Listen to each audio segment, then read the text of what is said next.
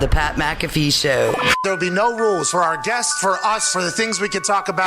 Yes, speaking his mind. I've never had a problem expressing my opinions or my thoughts or anything like that. While being relatable. I haven't had that manufactured fake-ass celebrity that a lot of people have whenever they go on those big networks. I've had a chance to really build my crew, build my following, build my audience. And ridiculous. What am I supposed to do? So I'm supposed to look at something that I can definitely afford and say, nah. Is that what I'm supposed to do? The Pat McAfee Show starts in 3, 2, 1. Welcome to the Pat McAfee Show. I am AJ Hawk, sitting in for Pat today. He is on his way to SmackDown. Guys, I cannot really hear the music today. Okay, a little bit early there. A little bit early, guys, on that. I saw a little delay here. I don't know if you guys can hear me or not, or you can hear the music, but I'm sitting in for Pat today. Let's go around to the boys. I know we can cut to the camera. Sorry for all the work we have to do behind the scenes, all the guys behind the glass. Mitt, I appreciate you. Z, Nick, everyone back there is doing their thing.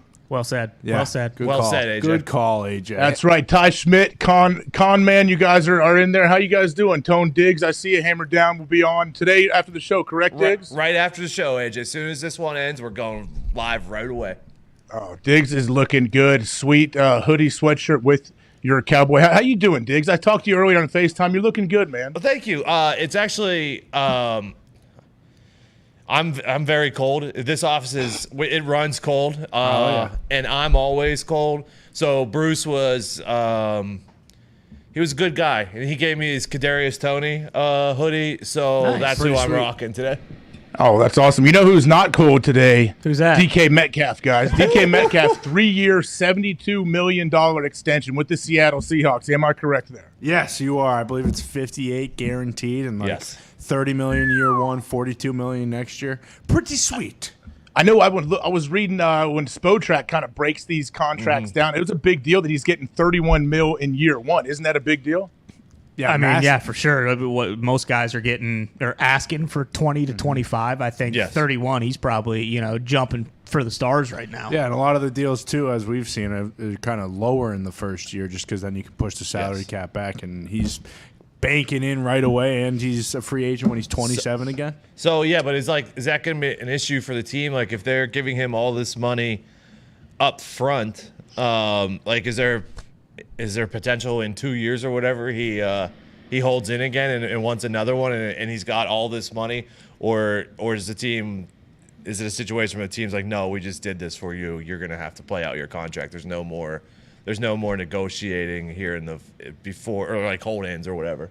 I mean, I guess it depends. Doesn't it depend on his production? But a lot of that depends. When you're a receiver, it depends on the quarterback play. Now, correct me if I'm wrong, but I believe I saw Drew Lock just lighten it up through three in a row. Takes a nice little drop, opens up his hips, fires 3 straight strikes into the little throwing net, didn't it? Yeah, absolute BBs right into the center. I mean, but also, like you mentioned, when I first saw this and saw that he was going to be a free agent at 27, I kind of just assumed when that comes up, he probably won't be a Seahawk again. He'll go somewhere else. But that is largely dependent on how good Drew Lock is. If they everyone kind of thinks they're going to stink this year. If they come out and they're actually pretty good the next couple of years and they make the playoffs, these could be their core guys moving into the future. AJ, I mean, you obviously played with Aaron, so that's a thing, but super impressive for an NFL quarterback, right? To throw it in the net 3 in a row. I mean, it's better than the alternative. If he misses Jordan 3 in a Love. row and we put it out there, people are calling for him to be cut, I'm guessing. Well, that happened with Jordan Love, actually. Remember, and he was kind of he's skipping him into the net in the dirt. But people were saying people were saying he was a bust after that one video. Yeah, so with DK, I'm sure DK seems like he is kind of the guy there. He's the leader. They got rid of a lot of the old crew that was there when they had such a run with the Legion of Boom and everything. DK, I'm sure, will have a big time mentor / leadership role, but he's still super young. You guys say he could be a free agent when he's 27. If he plays out the full contract, I guess he may be 29, right? So that's the very oldest he could be And if you can go and try to double dip and get another deal before you're 30 years old, like this guy is going to make a ton of money if he continues to play at a high level. Yeah, I think he's actually 27 when the full deal is up, not 29. So he's could. 28 in his last year of it. 28, okay, yeah. Okay. But also, like, there's a chance they're good, right? If Drew Lock is just hitting bags in there like that easily. Is he the starter? Yeah, I assume after that video he might After win that, the MVP. yeah, for sure. Yeah, but they got DK. Did Pete name him? I think Pete might have named him the starter after that video came out, didn't he? I think he did, yeah. He better, unless Should. he's a fool. But also, if they don't do well, like who says Jimmy G doesn't get cut and they just say, fuck it, we'll pick up Jimmy G. And then they have Lockett, Metcalf, Noah Fant, Jimmy G. Like, that's kind of solid, depending on how their O-line is. Yeah, everyone would say their division may be a bit of a test for them. We know that they have some stiff competition just to try to get out of their own division, but who knows with the expanding playoffs. I mean, eventually there's going to be like 28 teams in the playoffs, isn't there? Yeah, I mean, you might as well have more money. Has that ever happened, though, for you when you were playing like a team that everyone thought was going to be shit, whether it be in your division or just around the league, comes out and they're just unbelievable? Like, have you seen a situation like this with the Seahawks before? It definitely happens. I know it. What I remember, and we would talk about too, is there's a lot of teams that come out the gates strong, like 4-1, 5-1, or something, and then they just completely fall off. And there's always teams like that every year. That's who we would try to stay away from being that team. We would talk about it. I know defensively, at least, like, hey, don't be a flash in the pan. Some team that comes out of camp, oh, they're healthy, they feel good, they're front runners, and then, you know, get in the middle of the season, things get a little tougher. It's a little harder to get there as early as you want and do all the work it takes, and you may slide a little bit. So that's what we always wanted to stay away from. But Seattle's a team that could absolutely surprise some people, though. Yeah, if you remember last year, the Panthers did that. They were like 4-1 or 5-1 or whatever. Darnold was running in touchdowns. He was playing really well. McCaffrey got hurt, on that Houston Texans game? Thursday night. Where we had the booster or whatever. Yeah. And then they their season kind of did that. But, I mean, there's no reason why the Seahawks can't do that. Like, their defense, they have leaders on the defense with who just got paid. Diggs got paid. Adams. Jamal Adams got paid. Like, there's some guys there. But yeah, like when you were talking about the division, I don't think anyone's probably going to pick them to, like, there's teams like who are farther down the list in the division as far as odds. Like, you guys have been like, well, we'll put a flyer on the Steelers plus 900 because, you know, they've never had a losing season, stuff like that or whatever. I don't know if anyone's going to put a flyer on the Seahawks to win the division. Yeah, probably not. The other big thing I think that happened, at least in my world, I feel like it's a big deal, is Kyler Murray and this addendum being taken out of his contract. Now, I know there's question on like the timing of exactly when it was taken, when it was taken out compared to when they said it was taken out, but this is almost like a headline in the paper, though. Like, the damage is already done, right? Oh, yeah. 1,000%, because now everyone's just going to say before, I forget who came on and talked about it. It might have been you, AJ, who just said, like, the entire conversation during the season is going to be like, oh, did he watch his 4 hours? Did he not watch his 4 hours if they win or lose? And then now it's just going to be like, oh, well, Kyler didn't want to watch any film this week. That's why he looked like shit. So no matter what, like, the damage is done. It's going to be a storyline. See, and I also feel like, you know, like the more just average person looks at it, and it's like, well, then the team side of it too, it's like, well, that's bullshit then. You just made him look bad. If this actually is an issue, then like why 2 days later, like you mentioned, the damage is already done. Everyone's already talking about it. A lot of people have a different opinion or maybe the same opinion of Kyler now as they did, you know, before this came out. But it's just like if you're gonna do something like this and have all this backlash, like you can't just roll over 2 days later and make, oh yeah, well, I guess it probably was a mistake. We shouldn't have pissed him off. It's not in there anymore. Well, the fact that they said, like, oh, once we realized that the distraction that this created, they decide to take it out. I'm like, well, you're also giving it more gas when you're doing this. Saying, oh, we decided, you know, we don't need this distraction. Well, but you put it in there for a reason. It was a bit, you had whatever your reasons were for whatever you have seen from Kyler. You feel like you needed to put this in his contract, but then you take it away just because the public backlash is so bad. Like, I don't understand really how that works. So what I've got from this, right, AJ, is that neither side thought that this was going to get out when they were doing the contract. They have to know, though, right? They have to know. Exactly. Well, and then which side? If Kyler's going to be pissed about it, you would think it's not his side that leaked it. And if the Cardinals are going to walk it back, I still don't know who the fuck leaked it. Whose idea do you think it was? Was it the GM, Steve Keim? Was it the owner? Was it Cliff? Who do you think presented this at the first time? Owner. Yeah, it has to be the Cardinals, like, no matter what. No, I'm saying who at the Cardinals? Like the GM or the owner? One of them had to, like, come up with this idea, I believe. Remember, there was that alleged story about the owner being very, very, very, very upset after the playoff loss. Yeah. and potentially holding bonuses or whatever, however that worked out. And you know what? I mean, if the owner gets wind that maybe Kyler's playing a little too many video games and he's not watching as much film or whatever, I wouldn't be shocked if it was the owner or whatever that suggested maybe putting in the contract. Also, wasn't it just reported, like, right when this was signed, that he might only have, like, a certain amount of the, like, he didn't have, like, the full 160 million to put into escrow to cover it, so maybe he's like, hey, like, we're going to do this, but I'm going to put this in there so that if, you know, you're not doing everything that we think you should be doing to earn this money, then, you know, it kind of saves his ass a little bit. I guess, okay, so I asked a question the other day on the show. I said, is Kyler going to have to come up with some alternate username so when he plays, like, I assume when he's playing with FaZe Clan, when he's gaming online, like, that's public for people to see, right? Oh, yeah. You can tell when someone's, like, online playing, like you just said, especially, I mean, if he's playing with FaZe Clan, I assume that somewhere in that contract there is an addendum, hey, you can't play video games with FaZe Clan during the season. Did you have AOL? Did you have AIM when you were younger, AJ? Oh, yeah, I had Instant Messenger. What was your screen name? Rock Solid 1. Yeah, buddy, I had a Bengals poster on my wall when I had to come up with my username, and it was 3 Bengals players, and it said Rock Solid on it. I was like, here we go. That's pretty sweet, Okay, actually. well, I think still, I haven't played it actually in a couple of years, but for PlayStation or Xbox, like, you can, like, have, like, a notification on for, like, when he signs on. Now, it doesn't have, like, the door opening sound, I don't think, like that, but it will tell you, like, when Kyler signs on to play a game. So, like, anyone who's on the network will know that Kyler's on playing, yeah. Yeah, it pops up on the bottom. Like, if you're friends with Kyler Murray on Xbox, it will pop up on the bottom, like, at Kyler Super Fast Guy. So he's got a 22. burner then, right? He has to have a burner. Has to. Yeah, I mean, I assume yes, but also, He like, probably cares about his stats, though. yeah, doesn't want to mess up his yeah. kill-death ratio in any games. Yeah. He doesn't want to have that on, like, a fake account. Like, and if he has a also, super good game on his burner, he's going to be pissed that it wasn't on his Yeah. fucking real one. Exactly. And I assume a lot of the time he's playing with somebody who's either, like, streaming on Twitch or he's playing with somebody who, you know, has at least some eyes on it. So I don't see how he can play video games. I think he's going to have to put the controller down for a little while, but it feels as though that might be kind of tough. What they should have done, now best of both worlds, is he should have had to have played Madden for 8 hours a week. Yes. There you And get go. used to fucking reading defenses and watching film that way. Against your opponent, Yeah, too. whoever Like, they- hey, if you're playing, Exactly. you have to play. Like, you can publicly play.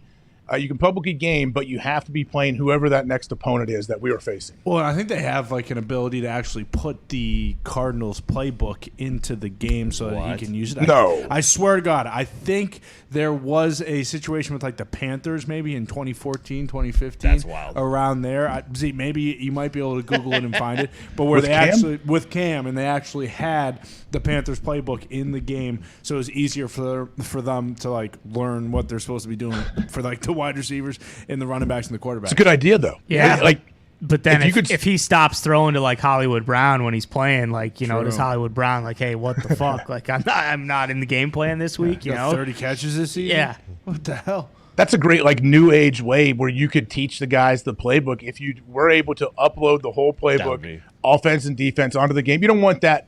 Coaches are super paranoid. They don't want that public for everyone else. But if you could do that for your own team and these guys could game and learn the system, like, that may be something we see in the We future. should probably copyright that. Yeah, TM. Yeah, someone jot that down. Do that. Yeah, because like it'll have to be like I'm sure you guys have like whatever software you use to upload the actual playbook onto your tablets and stuff like that to make sure it doesn't get leaked and stuff like that. It would just have to be a software like that, but and then you could use a controller. You know, this is gonna be awesome. Like guys are gonna love learning the playbook. Well, especially in VR now. Remember that VR game we saw? I forget who was making it, but it was like Lamar Jackson. You could play as like the quarterback. That's what they should be doing. Just have Kyler do that. Hop in the Oculus and then just start slinging the pill in VR. Well, they're probably, yeah, that is the future. But we do have a good show today. I know we didn't get to it at the jump. We have Jordan Schultz coming on here in about Schultz, 5 eh? minutes, yeah. I believe, Schultz. right? Yeah. He'll be on about 5 minutes. NFL Insider broke the DK Metcalf news. I know he's dialed in out there for sure. At 2:30, we have my old teammate, awesome guy, Josh Sitton, all-pro, yeah. absolute stud, monster, guard for a long time in the NFL. One of those guys that does the dirty work, that sets the tone. So he is a very fun guy as well. So it'll be good to get him on and talk to him here in the third hour. Pat's going to join us at some point. He's flying right now to Atlanta. Am I correct? Yeah, Yes. to Atlanta. flying to Atlanta. I FaceTimed him quick before he took off. He felt very confident that it was going to be a safe flight. He always feels really good about that. So hopefully he calls in here. Maybe in the 1 o'clock hour sometime he will call in, but he has a big match tomorrow night, correct, in Tennessee against his old foe that he's been talking trash to this guy for a long time, hasn't he? Yeah, bum-ass Corbin. And I don't know if they're old foes, but they are old teammates. I didn't know if you were aware of that, AJ. They actually, were together many years with the Indianapolis Colts. That's right. That's why it pains me to see where the relationship has gone. Like, these guys hate each other now. Yeah, well, but if there's Corbin wasn't such an asshole, it wouldn't have gone sour. And there's no saying that, you smack him in the mouth a couple times, maybe knock a few of his teeth out, that, come Sunday morning, hey, they're on good terms again. Yeah. Well, yeah, it's like anybody. Like, when good friends get in a full knockdown, drag-out fight, they usually get up, and they're cool for the rest of their life, aren't they? Yes. Yeah. AJ, you ever been in a one of those, like, where you're just kind of messing around and it hasn't turned into a full-fledged serious fight? It has or it has not? It always turns into one. Yeah, it does, but usually, hopefully, one person can kind of figure it out and be like, okay, before this escalates and we have some old adults like myself rolling around breaking tables, we're going to have to end this thing. But didn't you throw General Bob through a sliding glass door like 10 times in college? Yeah. Never. That'd be very dangerous if I threw him through. Now, Bob may have walked into a sliding glass door when he thought it was open. I've done that as well. I've broken a couple screens too, walked right through those suckers. When you see Bob, how many times does he try to wrestle you or give you a noogie? Bob's too strong though. Like, have you guys ever been around Bobby in person? Sure. Yeah. One time. 2 times? Do the old, how Pat says how Braves tested him and grabbed his arm or his shoulder? Do that to Bob. The dude, it's like hitting granite. The dude is an absolute rock. Like, you don't want to grapple with him, because if you show him, like, oh, hey, here we go, like, this is what we're doing, he'll start to get really excited, start smiling, and then put those big old meat paws on you, and it's tough to get out of there. It's like a puppy. You get them all riled up, and then you can't stop. They start biting you. Yes. Yeah, those sharp ass puppy teeth. They do. They start biting you and gnawing. You're right. That's a good way to describe it, Nick. I think it's true. Is Brady like that too? Like Brady Quinn, you guys are like, oh, Quinn family's not as cool as the Hawk family, and then you guys kind of like throw hanging on each other in the backyard.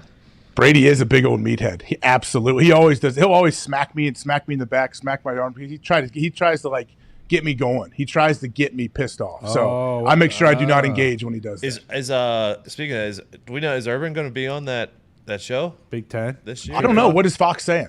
I don't know. I haven't heard anything. To be honest, wasn't there like one report that he was thinking about it, or maybe? Yeah, I thought it was happening. So did I. Last I heard, I thought that it was like they haven't announced anything, but it's pretty much a done deal. The Herbs will be back for the big college kickoff show or whatever the hell it's called. Stoops get kicked out. Well, is he going back to the XFL? XFL, right? Yeah. Oh, he's coaching with fucking Hines Ward? Oh yeah, Stoops has his own team, I think. Wasn't Stoops with the USFL and now he's the XFL? Yeah, that's right. I think he was was he coaching the Generals? Maybe he was coaching the team. He could have been. Why did he ever leave Oklahoma if he's just going to bounce around all these upstart football leagues and keep coaching? Well, and then he coached Oklahoma in their bowl game. He did. When Lincoln Riley already left, Stoops came in and was like, I got you, boys. He's coaching XFL, yeah. That's on me. Well, I know Urban hasn't officially signed. At least they haven't told us, right? If he is officially signed, but their first show's in 2 weeks, 3 weeks? What is it? It's very soon. I don't think it's 2 or 3 weeks. Probably Labor Day weekend is the first weekend of college football normally. Yeah, it's August 1st on Monday, so a month from Monday, basically. All right, well, hey, guys, we're going to transition. We have our first guest here. So this guy is absolutely dialed in to all things Seattle, what the Seahawks are doing, really all around the NFL. So we've had him on before. He's always great. Please welcome Mr. Jordan Schultz. Yeah! What's up, Jordo? How you doing? What's up, fellas? What's up? You're looking good, man. You break the DK news. You have everything. Like, how are you so dialed in out there? And how long has this process been going on with DK in Seattle? And did it ever become? Were they always on good terms? Yeah, it's great to be on again, fellas, and happy Friday. I think with DK, it basically came down to how do we value our 24-year-old superstar all-pro receiver, and how do we tell him while also taking care of other guys first? They took care of Jamal, they took care of Quandre, but not forgetting about him, and they were able to find that balance. So they never got to bad terms. The best part for DK is he gets the $58.2 million guaranteed, the unprecedented $30 million guaranteed signing bonus, which has never happened for a wide receiver. So 3 years, 72, and then here's the real coup. At 28 years old, he'll be a free agent, prime for another big bag. So it actually works out really well for both sides. He's got 4 more years in Seattle. He's happy to be there. They're thrilled to have him. And to answer your question, it never got to that, nefarious point where both sides felt like a deal wasn't going to get done. Was DK, do you know if he was all in from the beginning to sign this extension in Seattle? There was thoughts that, Russell Wilson's gone.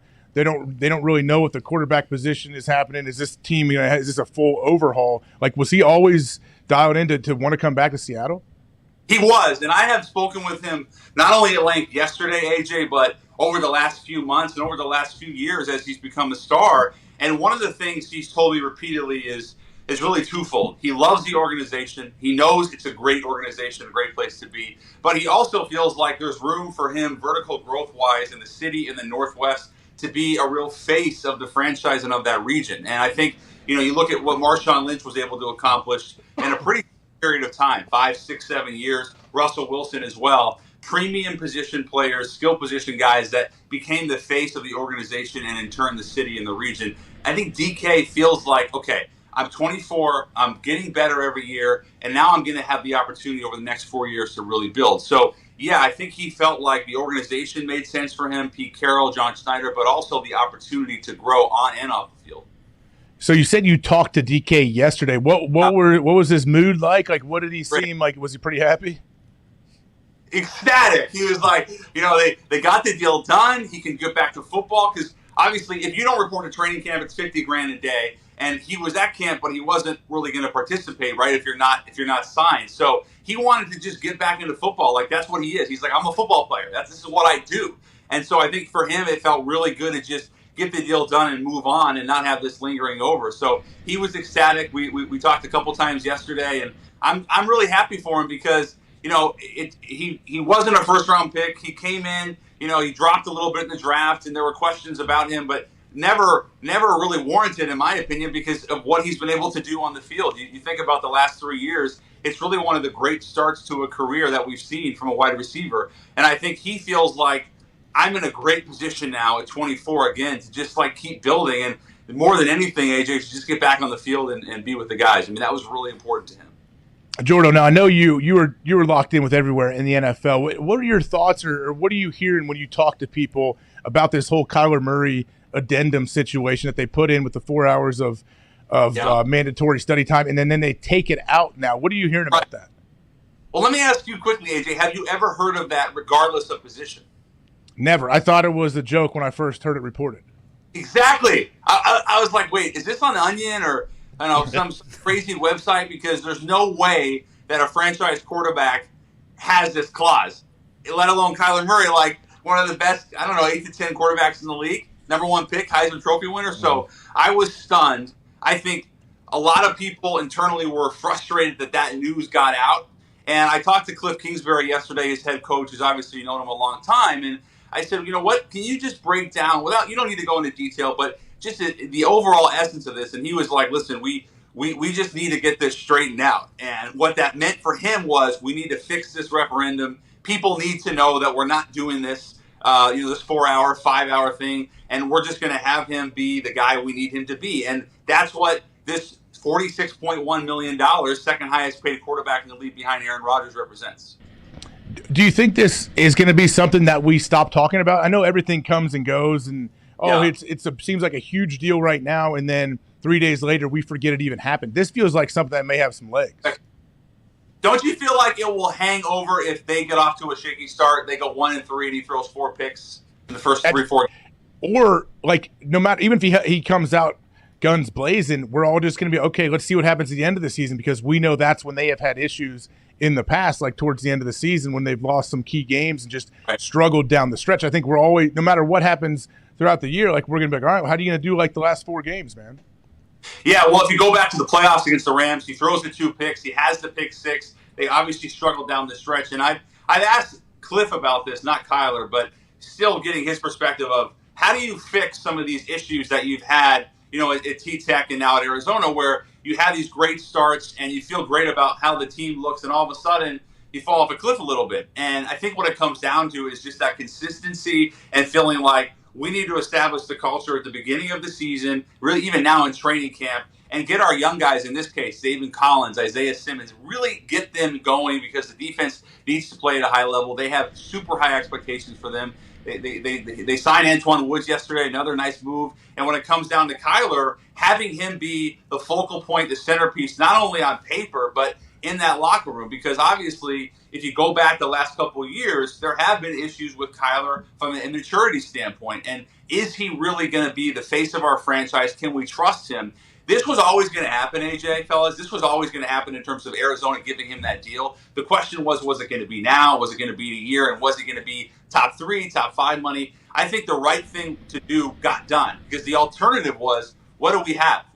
We've already built the team in theory around him, getting Hollywood Brown, bringing in Hopkins, Zach Ertz. We draft the kid McBride out of Colorado State. How do we build around him but also trust him? And now that's what that money represents. So I feel like they feel good about it. They just want to get it going. But to your point, if they don't play well, I think this comes back. But I think if they play well early, get off to a fresh start, a hot start, I think it's no big deal. The boys have some questions for you. Ty, what do you got? Jordan, going back to Seattle, do you get the inclination now that they got the DK deal done? Are they going to they were kind of just the odd man out with the quarterback carousel? Do you get the idea that they might look at Jimmy Garoppolo or something like that, whether it's trading for him or seeing what happens with San Francisco, or are they pretty much standing pat and okay with either Geno Smith or Drew Lock? Yeah, I'm so glad you asked that, because it feels like the Jimmy Garoppolo situation, at least for me, you tell me, but I felt like it would have been handled by now. I thought he would have been released, traded, what have you. I'm still surprised, quite frankly, that he is in a 49er uniform. I do think that in terms of Kyle Shanahan and John Lynch coming out and saying Trey Lance is our guy, I think that was the right move in terms of just saying we trust him moving forward, and Jimmy's not really going to be here. But in terms of the Seahawks, I would be really surprised. If you remember, I went a couple months ago or 6 weeks ago, I said I really didn't think Baker Mayfield would be a Seahawk. I thought maybe Carolina. Ultimately, that deal got done. I never felt like Seattle was in the mix on Baker. I feel the same in terms of Jimmy. They went out and got Drew Lock, 25 years old. I know they really liked him when he came out of Missouri. There's obviously been criticism around Drew Lock, but they did like him when he came out of Missouri, second-round pick. And in terms of Geno, they gave him about $7+ million a year, and it's a contract that they felt like is very affordable for either a backup or a starter. So to answer your question, long-winded, I would be really surprised if Seattle went after Jimmy Garoppolo. I also would be surprised if Jimmy Garoppolo was in a 49er uniform week 1.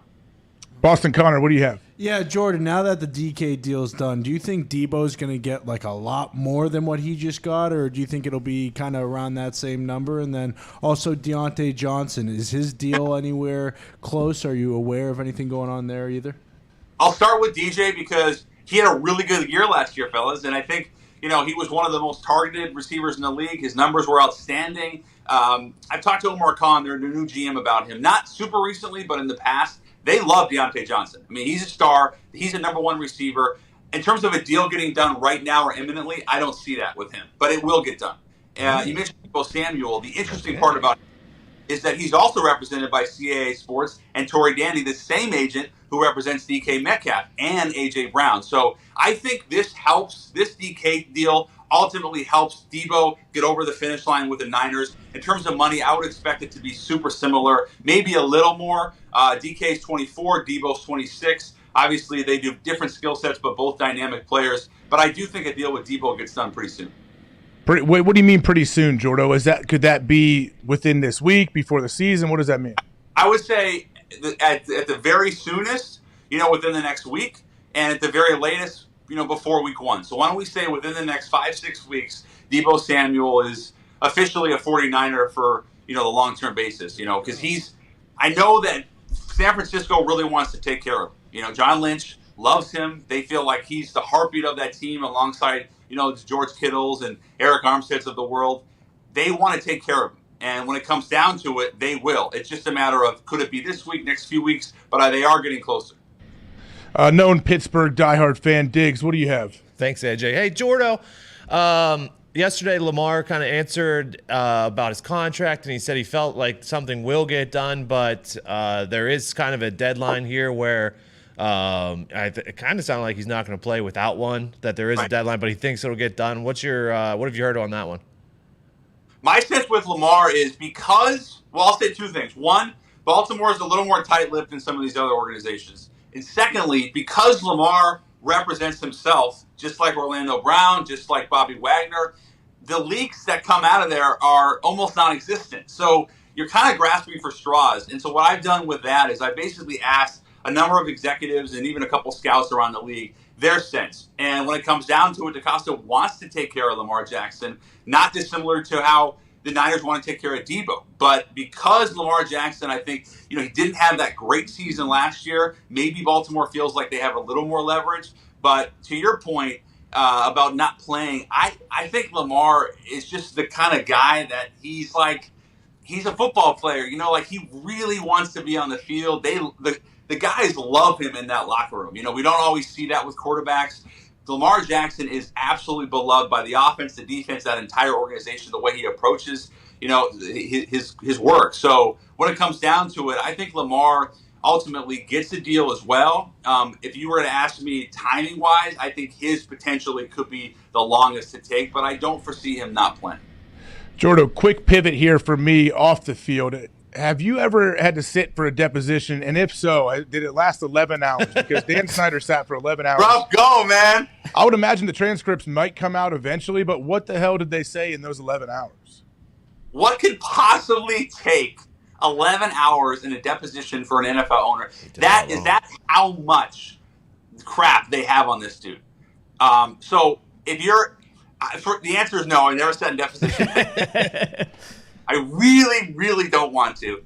When it comes to Daniel Snyder, I think we need to look at the possibility as, let's just say, NFL fans for right now. As NFL fans, that there is a legitimate chance that the league, for the first time, could really push out an owner. We really haven't seen that in the NFL. We've seen it in terms of the commissioner and the owners taking care of Donald Sterling and banning him from the league. I don't know if that's going to happen with Daniel Snyder. But I think in terms of an NFL owner who really has put himself and his organization in a really bad position for a long time, that's Daniel Snyder. And when you have 11 hours of deposition, if even a portion of those transcripts come out and they're as bad as we think they could be, he's in really hot water.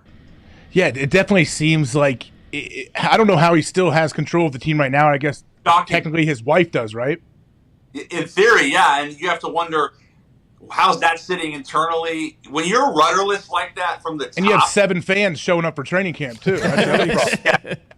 Yeah, and I actually like what they did in the draft. I love Jahan Dotson. I think they're going to be better. I do think the Commanders are going to be better. And they went out and got Carson Wentz. We'll see how that goes. But in terms of the actual organization, when you're rudderless from the very top, that's a really bad position to be in. Just like a business or team, anything. It's just not a good spot. Are there any under the radar storylines or things that we haven't paid much attention to that you think are going to break soon, or that you'd be working on behind the scenes? I don't know if it's a story in terms of this isn't a story in terms of a guy getting signed or traded, but let me tell you a guy that I have heard remarkably good things about is Romeo Doubs in Green Bay. Let's go. He's trending right now, actually. Guys, there's 2 receivers I want to highlight, rookies. I mentioned Dotson. Sky Moore in Kansas City is a star. I don't know what that means numbers-wise right away, but he is going to be a terrific player for them out of the MAC, another kind of Antonio Brown type of gadget player, but who's tough and plays bigger. Okay, and then I mentioned Romeo Doubs. Obviously, Christian Watson has an opportunity to be a superstar. He is a first-round talent, first-round pick. He's got all the tools in the world, and I believe he's going to get there. But I think because Doubs was a mid-round pick, comes from Nevada, there wasn't as much hype around him. He is someone who lit up the Pac-12, lit up every offense or every defense in the country. And when I've talked to the Green Bay players and staff, they keep talking about this guy. I'm not even saying I'm bringing him up. They're like, this kid has it all. The routes, he's bigger than we thought he was. He's faster. He's tough. I think he is going to be a star for Green Bay. And I'm not saying he's going to replace Devontae Adams, because nobody. But AJ, Romeo Doubs, fantasy players out there, go out and get this guy. He is that guy. The final player that I want to ask about, Julio Jones, Tampa Bay. Now, Tom Brady, are they going to use – I've heard people say they may use him for a few Gronk-type things, situations. We know he's a big dude, super athletic, huge red zone threat everywhere. But what are you hearing about him down there?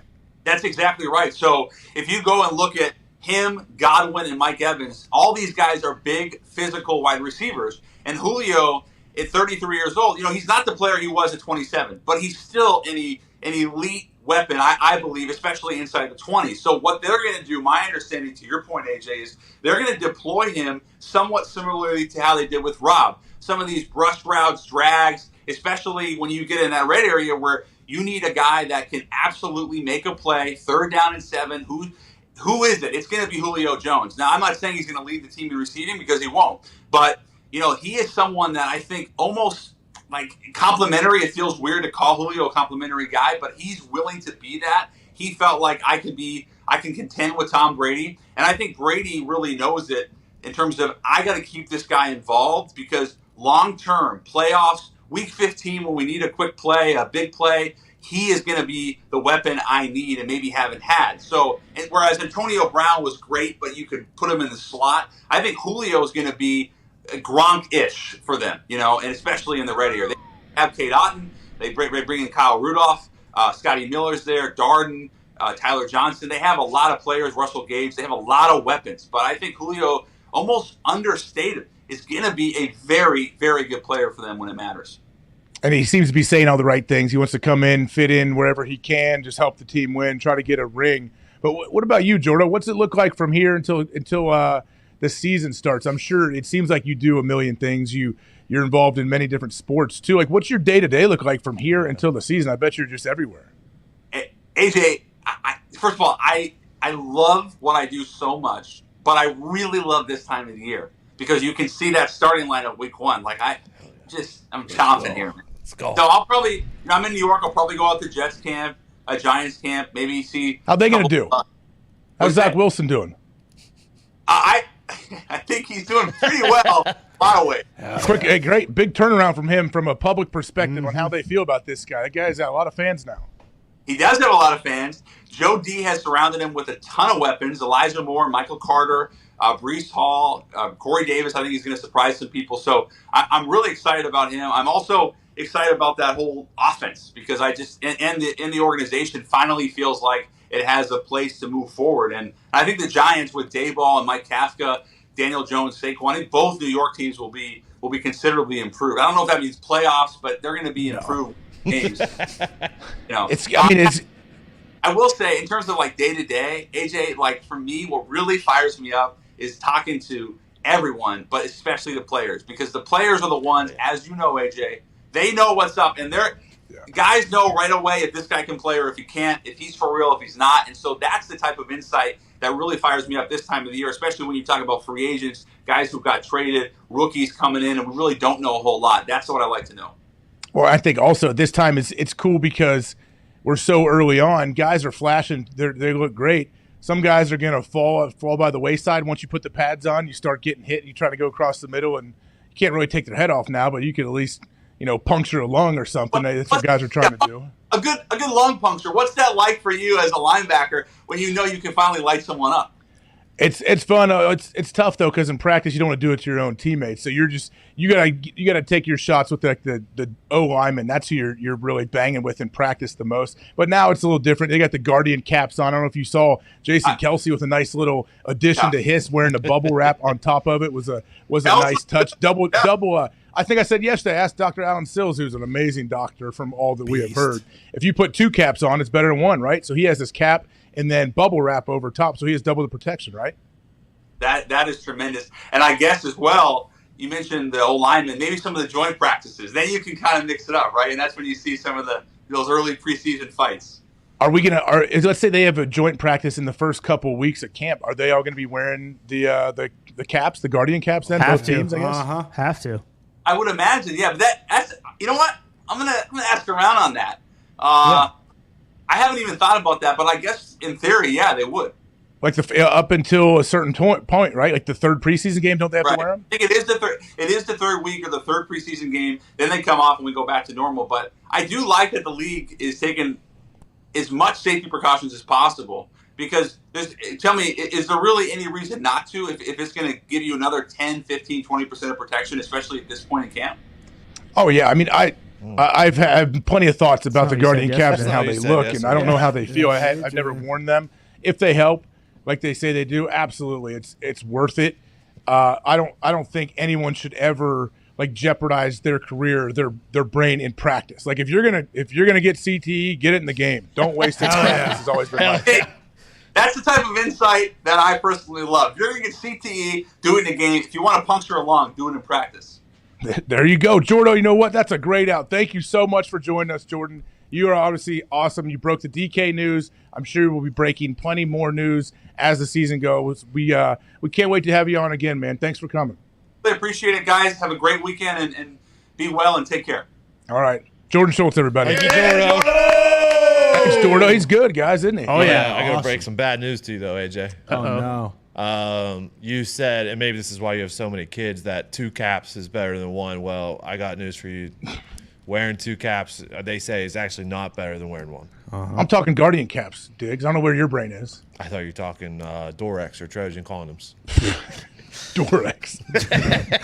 You seem to certainly change your tune on the Guardian caps there in just one day, AJ. Yesterday, you didn't really, have I didn't time change my for tune. I was, like I've told you before, I'm not stuck in my ways. I'm not. Remember that thing someone put out the pros and cons, and they said I was stubborn? Yeah. I feel like at certain things I am stubborn, but this is something I sure as hell don't want to wear a Guardian cap. I would never want to.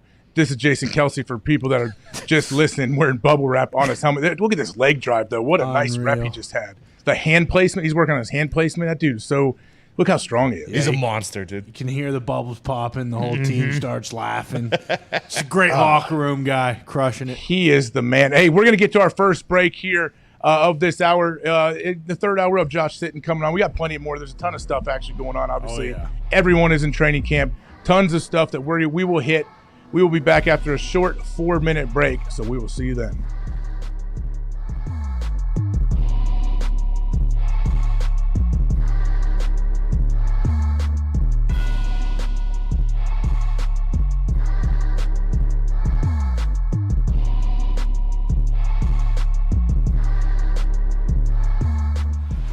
Look for him to cash in at SummerSlam.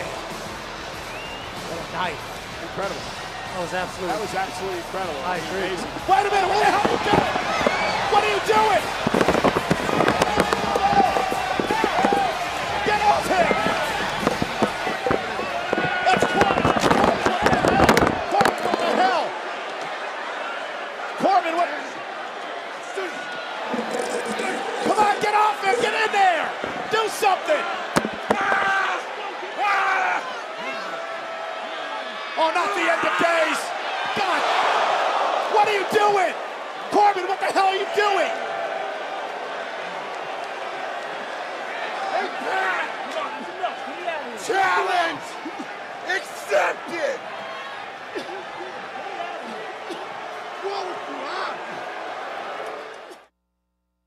Joining us now is a man who got to experience that at Notre Dame. Got to experience it in the NFL. Now he's on television. He's this man's brother-in-law. He's obviously incredibly handsome. Ladies and gentlemen, Brady Quinn. Yay! Holy hell. Jesus. You look like that all the time. I don't know if you guys can see what's behind me. I think AJ might be more familiar with this picture. So hopefully AJ can elaborate or add some context to all of this. Is that Chopper up over your left That's ear? Chopper. Yeah, that's Chopper. AJ, what? How'd you get that in your background? What happened here? So, well, this is a golf cart submerged. Why are you fully dressed underwater? Thank you, Brady. Okay. Brady, yeah, you gotta. I guess we have to mention it, Brady. This is Pat. This golf cart. The e-brake just didn't work on me. I was parking close to the green. I rode that joker right into the pond because it took a hard right turn. This was like 12 years ago. I jumped in instantly. Oz is the other guy looking for his cigs. There was no help. And then Brady and Chopper were in my group. They came up about 10 seconds later, and they both just dove in instantly and started helping. Yeah. So hold on, we Brady. did not finish our round.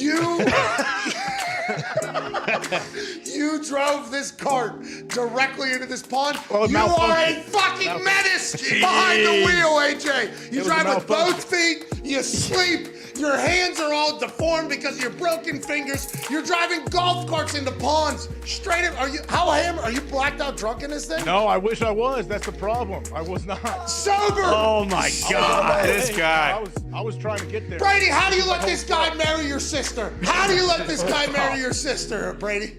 let me add some more context to all of this, okay? This is at Rattlesnake Ridge. This was the first year, our first fundraiser for my foundation, the Third and Goal Foundation, which helps support wounded vets. So Great AJ cause. was kind enough to come out and obviously support the cause. Now, I guarantee you he was not sober for this because we actually took a party bus to Rattlesnake Ridge. Oh, AJ, boozing and driving. No one was sober at this thing. What I'm saying is, I played many times with many more drinks in me and didn't wreck a cart, is all I'm saying. Oh, okay. Sure. All right. Chopper hopping in there, though. Is he scuba diving? Hey, he dove to the bottom and grabbed some clubs. He did. He said all you had to do was open your eyes in that murky water and you could find whatever you need to down there. All those eyes were burning afterwards.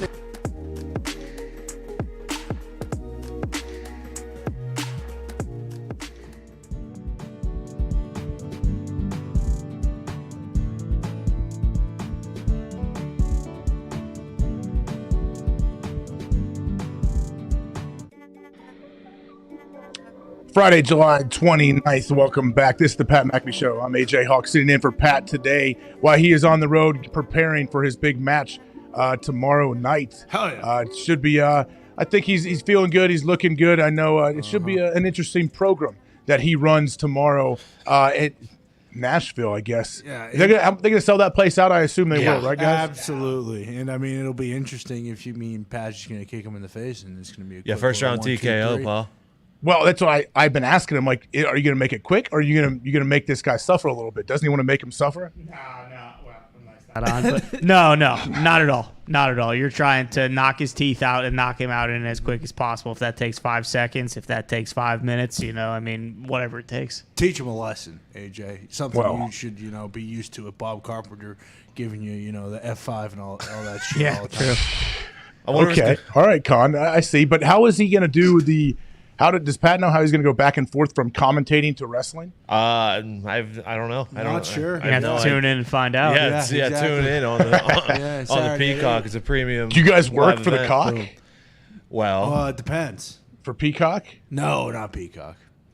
Oh, I meant do you work for Peacock as you're promoting? You're going to tune in, Con. Yeah, obviously you got to promote the program. What are What are you talking about? Nothing. Move on. We'll get to the phone lines eventually. The 5-hour energy phone lines. Maybe in the second hour we will get to some callers. I know we have some people on the line waiting around. But what are you guys most interested about? Anyone? It could be Nick in the back. Anyone? Zeke, what are you most interested right now at this point in training camp when they haven't even put pads on yet? What do you think is the most intriguing situation? I mean, go ahead, Zeke. Sorry. No, I'm mad when you lose your center. Injury first day. you're mad. He's mad. It's a big deal, man. Man. It's tough. Broke his finger. Zeke's pissed. Wait, what? Yeah. What happened? Lucas Patrick broke his finger. Oh, I thought you weren't talking about Jensen. No. Oh. On his too. right hand, I'm guessing. Yeah, on an important hand. Snapping hand. Have you So ever when you- broken any fingers, AJ? No, I legit have not broken any fingers. I'm not lying. All right, well, that's a lie. But I mean, I don't think I've broken a bone, to tell you the truth. What's wrong with him? Well, I tore ligaments and stuff. The bones are okay. teeth are bones, so you've disintegrated a bone. But That's a good point. One of the most intriguing things little is bit how left. the Colt superheroes are going to perform during this year, because I don't know if you saw the photos of Nope. all the cool new superheroes. You haven't? Please show me what is happening. I'm not sure if we had them, but they released the animated versions of Matty Ice and his 3 very important superpowers, and Big Q, Buckner and JT. Yeah, and the with their cheerleaders. partnership with Marvel. It's gonna bring him a ship probably. It's pretty sweet. Wait, so does the NFL have a partnership with Marvel No, or just Colts. Colts? Just the Colts. Colts. Spider-Man was at practice yesterday. And Captain America. Okay. I need to see some pictures of this. Yeah, it's actually pretty awesome. They gave Blue superpowers with his pies and the cheerleaders, and then Buckner, Matt Ryan, Shaq Leonard, Jonathan Taylor, Michael Pittman. Yep. Oh, Kenny Moore, lightning in a bottle. Pretty sweet. It's pretty sweet. You'll see him. Okay, so Well, this while is a marketing campaign. Yeah. While those are getting pulled up, you brought it up to Schulte, and I forgot all about it. What did they talk about for 11 hours, AJ? I mean, can we see the transcripts? I would love to know. And how many breaks did he get? I just don't know how it goes that long. And they have millions and millions of things to go over. What does this start with? Do you think it goes back to when he first was the owner of the team? Probably. Like, well, I don't even know what the first possible misconduct he had, just because it feels like this might go back to high school. What's the end game for this committee, by the way? Like, is he are they just trying to get him out of the NFL? Because that feels like that's a weird thing for the government to have a committee for. Are they trying to send him to jail? Like, what's the end goal here? I don't know. That's what I'm saying. That to push him out, it seems like to me. But who started all this? Who got him subpoenaed? And he's under oath, I believe. So he needs to tell the truth, right? Or he can risk perjury. Yeah, I think it was the Supreme Court who subpoenaed him. It's the same situation when they had Roger Goodell a month or two ago, where the guy asked if he thought Mr. Goodell was a good waste of time on taxpayers' money. Mm-hmm. I did see one report, and Ty predicted it would happen, that in the 11 hours that a topless waitress only walked by 4 times behind him. Wow. So that was actually they were actually pretty impressed with that. It's not a bad gig. Go ahead. I heard that same joke on SportsCenter this morning too, Diggs. Oh, really? No way. Who said it? Randy Travis? Who? I think he does SportsCenter in the AM. Was it Greeny? Randy Travis, the country singer? Yeah. Country superstar? Yeah, he's doubling down at SportsCenter in the AM now. AJ, good for him. Jordo did mention as well, Romeo Dobbs. That lot is coming out about him trending, from Packers camp. Matt LaFleur was saying how he's really impressed that he's already got a routine. He comes in early, kind of situates his locker and does all that kind of stuff. Do you know when rookies in camp, if a guy's in over his head, or it's would you be able to tell very early on, okay, this guy actually he's kind of seasoned, he's going to be able to make an impact this year? Or is it still way too early for any of that? No, I mean there's no guarantee that, hey, this guy's going to be a stud, but there's definitely people where you're like, okay, this dude's squared away. Someone taught this guy how to prepare, how to watch film, how to, like you say, have your little routine. Because it's easy to sit there and just do stuff because people tell you to. Oh, you need to watch film. And you'll see guys sitting in there just because coach told them to watch film. They want to do the right thing.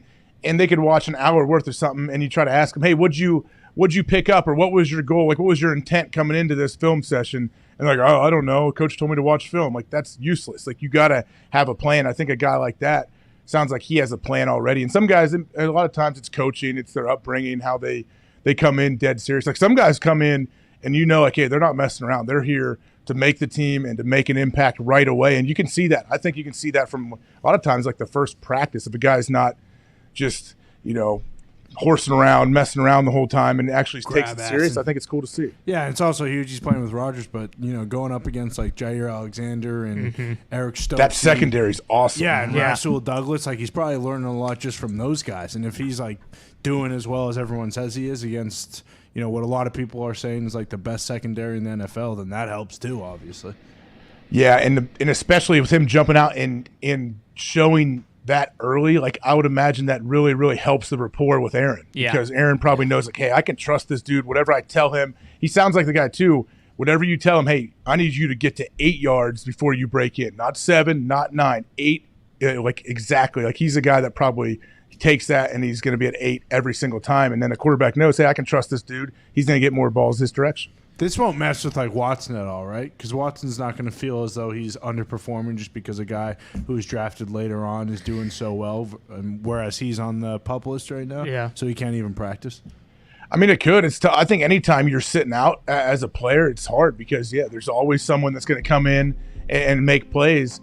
But also at the same time, it should help raise your level. It should inspire you to come back and work harder. And the competition, we know competition makes everybody better. No matter what it is, competition makes everyone their level rise. Tough to make the team in the tub. That's what I say. Mm-hmm. Yeah, that's right, Diggs. We know you and Coach. You and your coach exactly. Diggs. Goddamn right. You guys always used to say that. Exactly. Pretty much every day. Hurt or injured. Yeah, we got about 20 seconds here, guys, until we hit this hard out. Hour 1 has gone pretty quickly. Thank you to Jordan Schultz. We will have Josh sitting on here in the 3rd hour. We will get out to the 5-Hour Energy phone line here in the 2nd hour. So I know we have some people waiting online. Stick around. We will get to you. But, it's going to be a fun next couple hours, boys. So stick around. We'll see you guys in 4 or 5 minutes.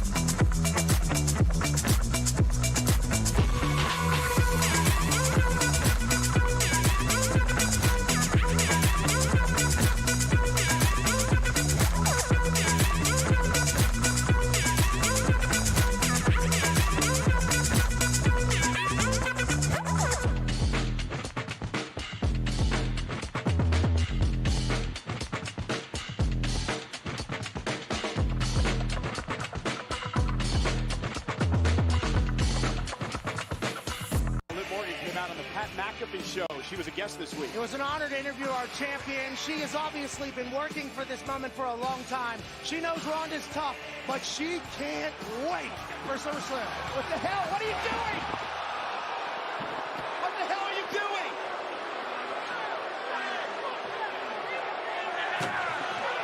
Somebody get out here! Corbin, you're a fool! What the hell are you doing? Another sneak attack, another cheap shot on my partner McAfee by Corbin. And now he's mocking McAfee.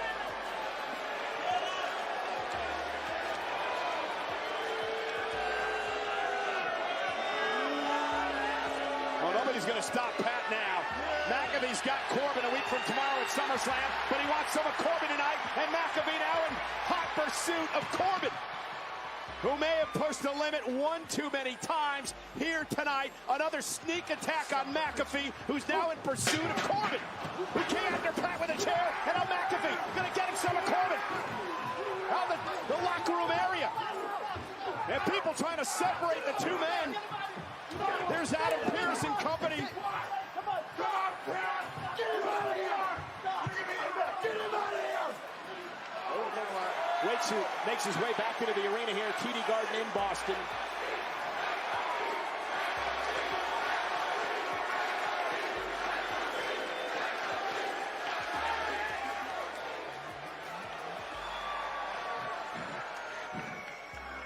Before I go back to commentary and sit next to GOAT Michael Cole, I have one thing to say to that bomb-ass Corbin. I said bomb-ass Corbin. At SummerSlam, you can't come out from behind me. You won't be able to hide around the corner. You won't be able to utilize diaper rash as an excuse. 8 days from now, Nashville, Tennessee, you and me, one-on-one, man versus big, dumb, bald baby. And when this foot hits your ugly, herpy-looking head, I'll put your big ass down for a nap for good. See you in Nashville, bitch. That is fired up tonight. And again, it happens a week from tomorrow. Streaming. It was a year or two ago at this point. You came on the Pat McAfee Show, which is our boss and our friend, our daily YouTube show. And Pat presented an opportunity for you because I know, and he knows, and everybody knows, you've been trying to score a goal in the NHL for close to 20 years now. And Pat said he would donate a large sum of money if you were able to put one in that. You're gonna clear like above everybody, right? And it's gonna be in straight line, so it's not easy. Yeah. Hey, you get one this year? I'll give $100,000 to whatever foundation you want it to go to. They'll get me trying every night now. By the end of the season, unfortunately, you weren't able to make that happen. But I want to let you know the offer still stands. So from now till the end of your season, whenever that may be through the playoffs, if you're able to score a goal, I want to let you know that he's going to donate $150,000 to a charity of your choice. So no pressure or anything. I guess I'm shooting anymore. Eh? If you guys get a little bit of a lead, I just wanted to let you know. Wait till the playoffs to do it, Mark. Yeah. Huh? Do it in the playoffs. Make it count. Make it count for real, yeah. Oh, jeez. That's good. I'll tell him thank you. That's very generous of him, and I'll try to get her done.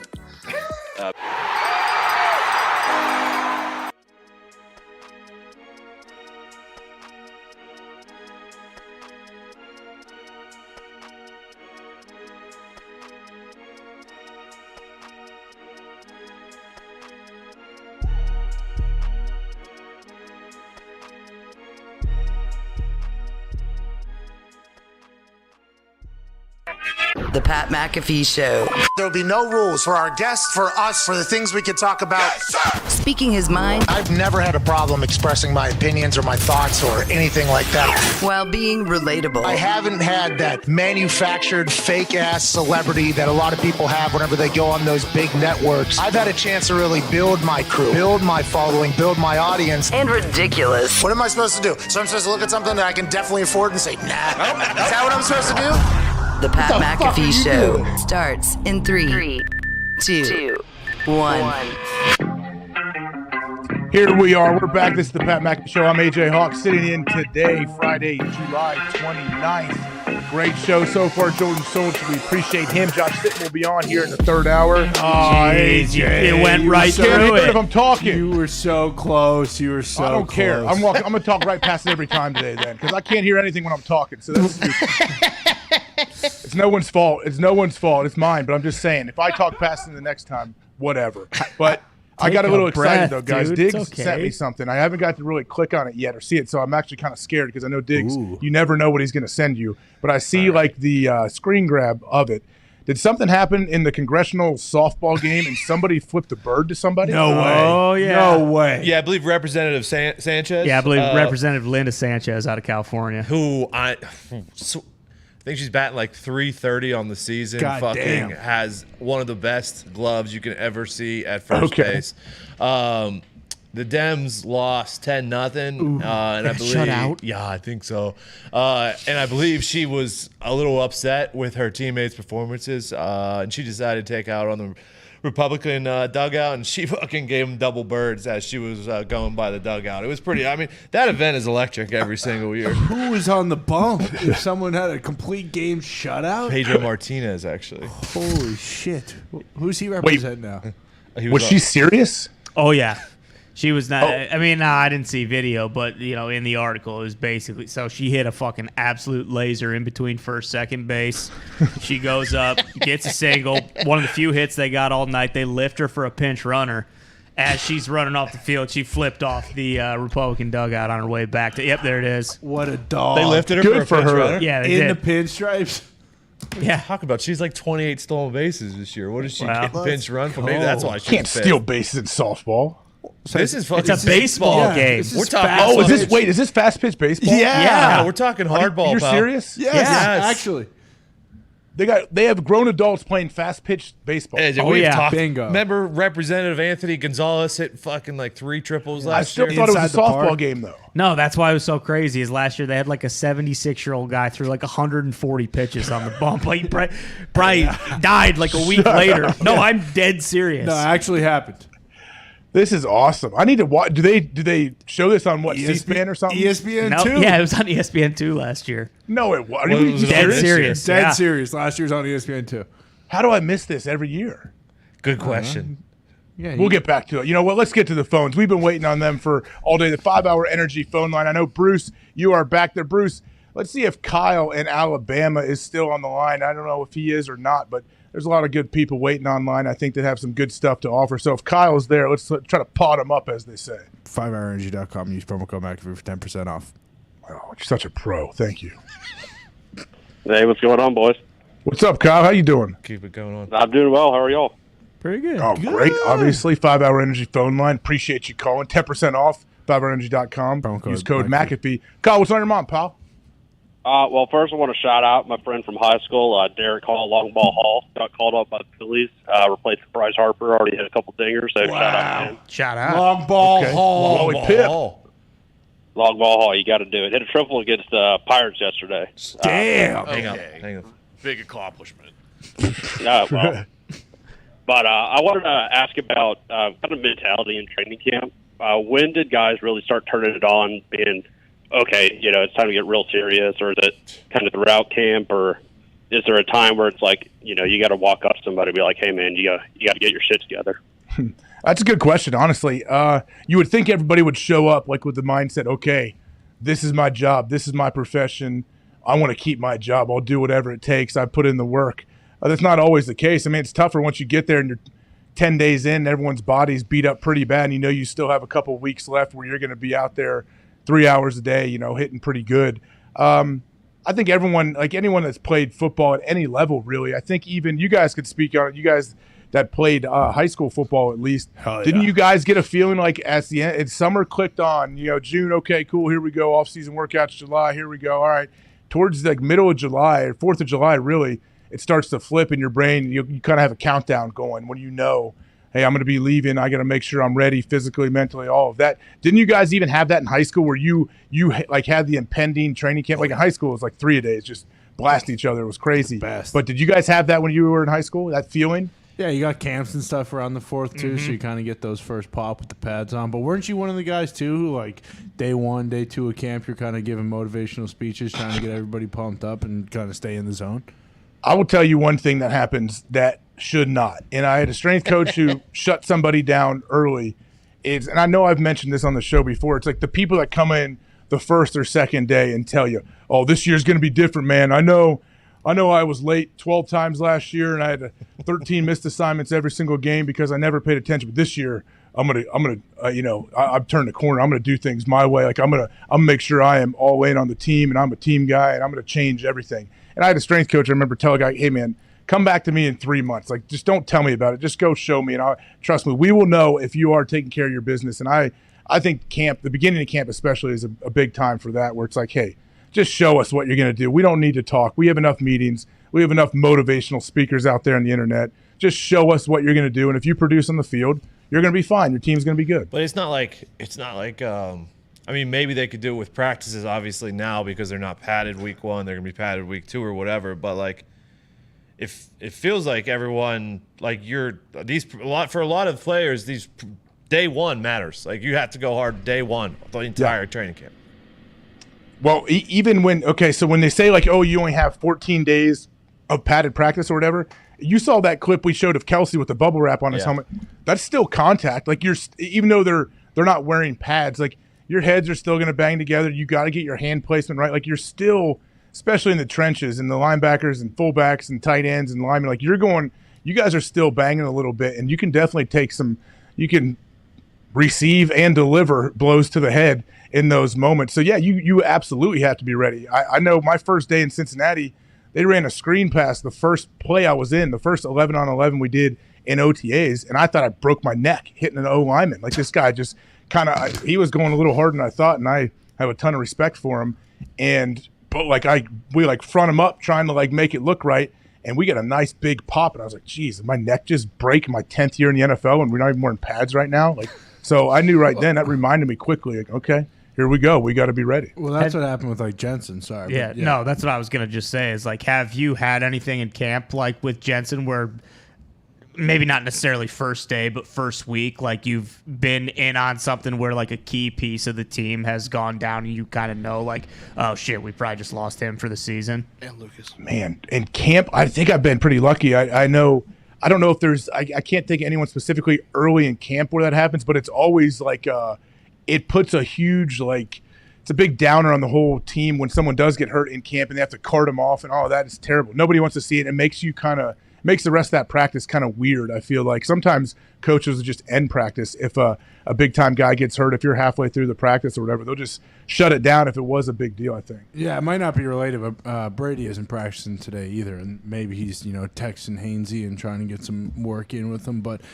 when you mentioned about how players can come in and say like, oh, like this year's going to be different, all that, how long do those guys actually get? Because if it's like their second or third year and they're saying this shit and they always, in the previous years have missed 12 or 13 assignments, like you said, like, will they just cut bait with those guys even though they picked them in like the top 2 rounds? Because I think it was Aaron who's getting interviewed, and maybe it was about Kenny Clark going into last year, like kind of thinking that he might get cut because he hadn't, done or performed up to the either pick or because he was a first-round pick, Kenny, right? Yeah, but I don't know if it might have been about someone else. I doubt Kenny.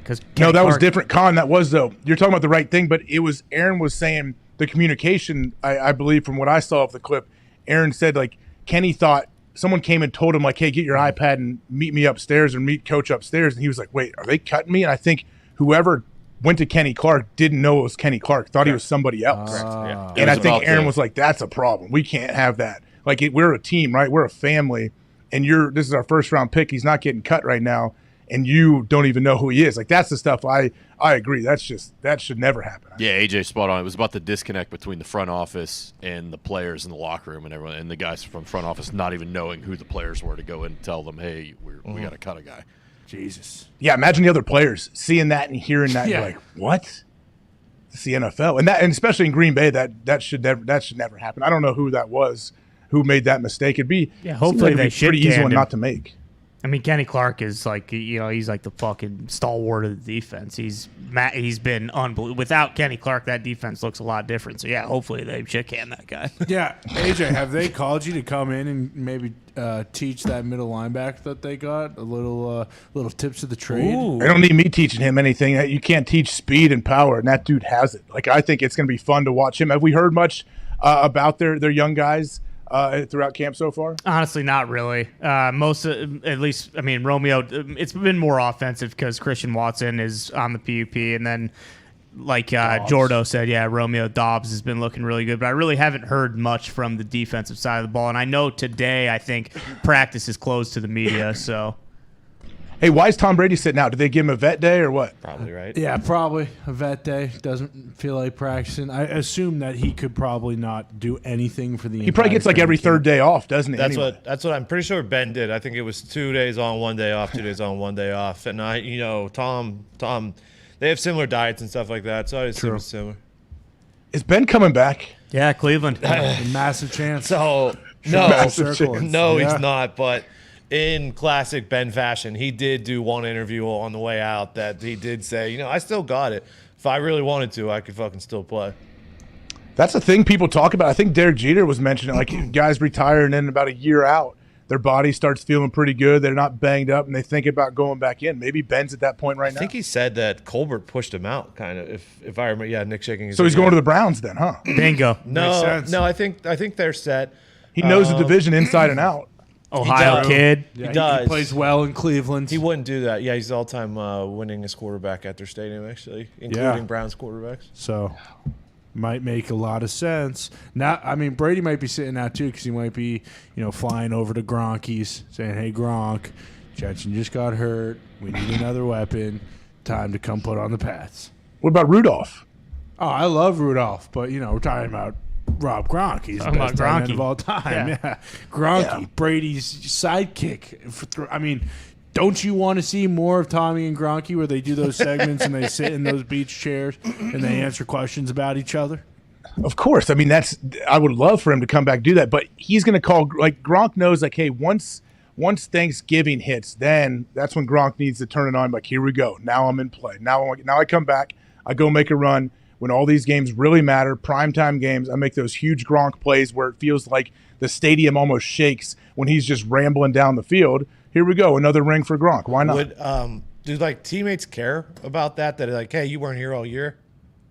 Not if it's Gronk. Not if he's a generational talent like Gronk is, and huge personality, a guy that can just absolute bring so much juice to your squad. No, people don't care. Even Kyle Rudolph, he's sitting on fucking 7 touchdowns. I mean, if you're sitting there and you're playing the same position, you've had a successful year, and you realize that your time is going to be cut, you may be frustrated, but you also at the same time kind of understand too. Well, and Tampa's one of those few teams, it seems like this year in the NFL, at least the Packers definitely fall into this category where they're going to make it to the playoffs. Yeah. Bills too, that they're going to be in it at the end. Whereas if it was maybe a different team who's on the fence, like anybody in the AFC North or the AFC West, where you're not really too sure where they're going to be at around week 11, 12, 13, like you've mentioned with Gronk, it's most likely going to happen where Gronk comes back, especially if Rudolph or Cameron Brate get hurt and it's past the trade deadline and there's no one that they can pick up.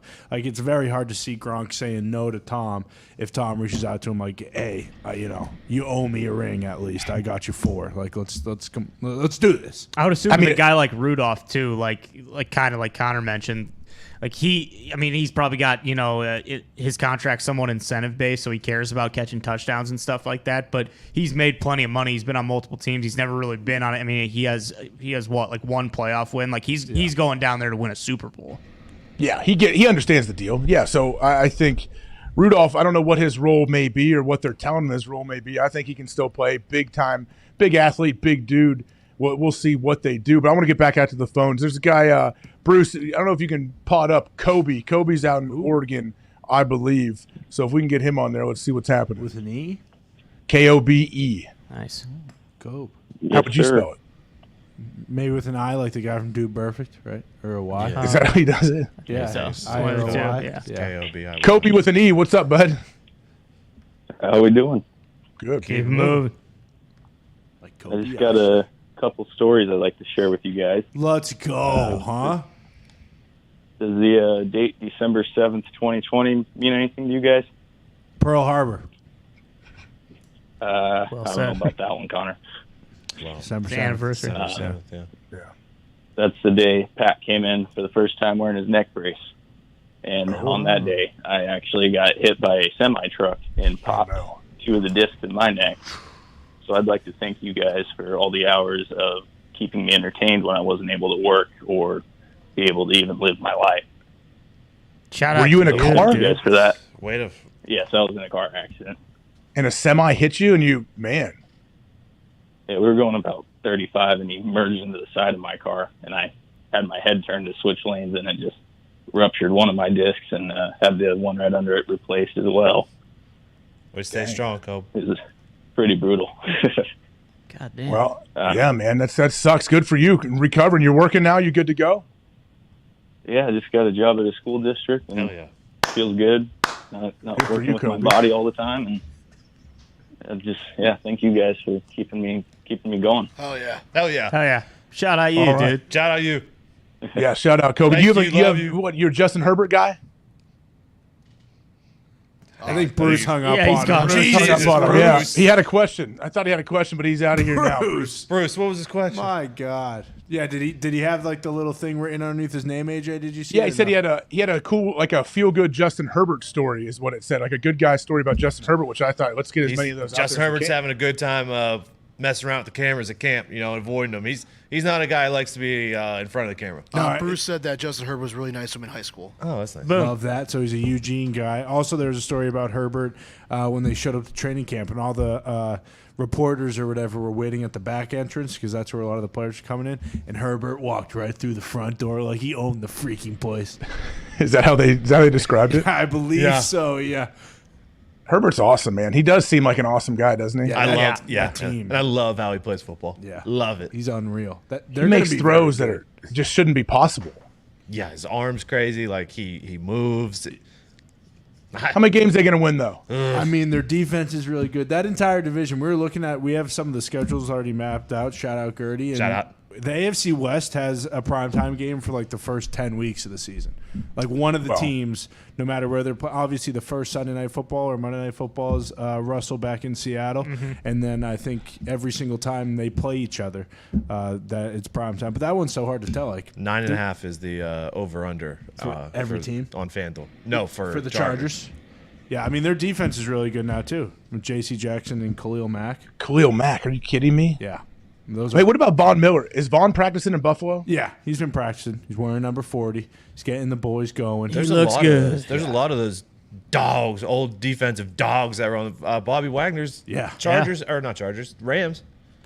You're right. Yeah, he signed there this offseason. That makes sense. Yeah, and that was like the only place where they didn't have like an all-pro on their entire team because they got obviously Donald Ramsey, and then on offense they got Kupp and Allen Robinson, who apparently they love. Yeah. All the reports out of Rams camp is that Allen Robinson is an absolute dog. Bear down. Who was it? The Bears had some clips floating around the internet of some nice touchdown passes. didn't they? Oh, yeah, they are hot right now, besides Lucas Patrick. I believe Justin Fields did say that he came back a little bit lighter, lost about 2% body fat, so he's feeling absolutely yoked and ready to go. Which I assume he didn't have much to lose. Yeah, I would say so. It's like when Kamaru Usman was talking about how he likes to carry a little body fat when he weighs 190. I'm like, I don't know if you've seen yourself, Kamaru. I don't see any body fat that you could take off to lose another 20. He goes from 7% to 3%, maybe. Yeah. Speaking of body fat, so I was made aware of this from you guys. The Zion Williamson, is this a clause in his contract that he has, this weight thing? Yes. This is just like the Kyler film clause. So, but we've seen people do have weight clauses. Eddie Like Lacy. it's usually O or D lineman in the NFL, but so 295, right? So his weight and body fat percentage can't be above 295. So if he weighs 280 pounds, his body fat's got to be 14% or under, correct? Yes, Correct. exactly. And if it's 14%, then that's not looking good. 14% is pretty good, isn't it? Yeah, he'd be all right. He should not be weighing 280 pounds. Like, I mean, if this actually comes out, and again, I love Zion, want to see him play, would like to see him on the court, but like this is a massive issue if this is in there, then, right? Like they're legitimately worried about this. Well, didn't Barkley have something like this when he was young? I believe so. Yeah. There are, but I feel like it's much more common just because it's Zion that it's such a big deal, and obviously he just got like $200 million from him, so they have those types of clauses. But I know Trent Brown has it in his clause. He's the left tackle for the Patriots. He has to be under 400 pounds. That's one of the clauses he has. I mean, he's like the biggest guy in the NFL. Did you play with anybody who had these or no? Eddie Lacy. Gravedigger. There's definitely guys. I didn't play with Gravedigger, but he was around every once in a while. Did Raji have one of these? I don't know if guys had like in their contract, but everybody has a max weight, and you get weighed in every single week, and you get fined like $900 per pound you're over. And some guys would just say, "All right, man, give me that fine," and they would weigh 5 or 6 pounds over every single week. Pat's talked about it with AQ. How I for his, like, he would just eat during the week and not eat on like a Thursday or whatever right before do the colonoscopy prep just to get under for the week. And like, yeah, you want them to be underweight, but also if guys are doing stuff like that the week of the game, like a full flush of your system, a lot of guys do that. That's crazy. It's terrible. That's what I'm I try saying. to tell Like, it's people. gotta I try be- to tell them we need to like stop weighing it. Like if this is the thing, and believe me, like I think we'd get weighed in Thursday mornings in Green Bay, and so like Wednesday after practice, guys would go into their full like UFC weight cuts, like the guys that were, and it wasn't always big guys, other positions too, and they they would dehydrate themselves and shuffle onto the scale Thursday morning, and hopefully they make their weight and then go eat terrible food and gorge themselves and then do it all again. It's not a great like thing to start, I think, in your career. What was your playing weight, or what was the heaviest you were at during your career? I came in the league, I weighed 248 at the combine. I thought you needed to be heavy, so I actually drank a good amount of water before I weighed in. I didn't need to do that. But I think my max weight that they gave me was probably like 245 and then maybe 240 later on, but I was never over. But I came in at like 248. I left my last 5-6 years, I played at like 235. I was say, would you have, obviously this day and age, would you have probably come in more at 230? Like could you have done that? Yeah, maybe now I could have. I thought I needed to be bigger coming in. I realized I didn't really have to be, even though it was different. I mean, it's from when I came in, it was probably right because there was still a lot of big-time fullbacks all around the league. I mean, William Henderson, legend fullback in Green Bay, was in like his 10th or 11th year. My rookie year, I'm banging with him day one of camp. You put pads on as soon as you get there, 2-a-days, and I'm going against him. So maybe it helped me probably hold up a little bit, and especially in the NFC North back in the day, Schlesinger, all these monsters that I was taking on every single week. It definitely helped me, but now it's a different game. It is a different game now, for sure. By the way, was this Gravedigger right here? Gilbert Brown? Yeah. This is insane. Oh, yeah. Yeah. How sweet is his visor? Yeah, he was the man. Unbelievable. Who was so good. Who was the toughest fullback you think you went up against? Like Lorenzo Neal? There's so many of them. There, honestly, it's hard to pick just one. I've said on here before, some guys just had their weird leverage and their height and however the hardness of their head and how strong their neck and traps were, they just hit you different. There's definitely, I mean, Minnesota always had guys. I've told you Pittsburgh had guys. Everyone. I mean, I don't really ever remember being like, oh, this fullback sucks. We're just going to plow this dude over. Like, that never really happened. You went up against All-Star, right? Remember? Oh, yeah. All-Star, his last year, I think we played against him, yeah. But what was that like? Did you tackle him? Or? I mean, the dude was like my idol. Are you kidding me? I love watching All-Star. I don't know if I ever – man, did we – I don't remember what happened if I played him. I really don't. You didn't do a jersey swap with Mike? I never did a jersey swap with anybody, actually. He may have scored 3 tuds or something. He may have ran all over you guys. I can't remember. It probably did, honestly. That dude, I mean, you know how fun is it to watch highlights of Mike Allstott with his shoulder pads just running through everybody? It's like a different era. You were still in the league, right? Yeah, you had to have been when for the Browns had Peyton Hillis. Peyton Hillis, when Peyton Hillis had his run. Yeah, what was that, like a year and a half run he He was had on pretty the much? Cover of Madden? Yeah, for like 2 years he was the leading rusher and led Did the he league get in hurt or what touchdowns. happened? I don't know. Look up his. I think the game just passed him by. You know, it's sad that it happened, but that's what I think he got a nice little contract though. I'm pretty sure. It was his third year, and he had 1,200 yards, and then he never had more than 500 in any other year of his Give career. him the ball. Hilarious. Yeah, he Yeah, got what- signed by the Chiefs, I remember, because my dad was with the Chiefs at the time, and I was super pumped, and he got a bunch of money, and then he didn't play. Like, he played bad. I think he got hurt and ended up getting cut.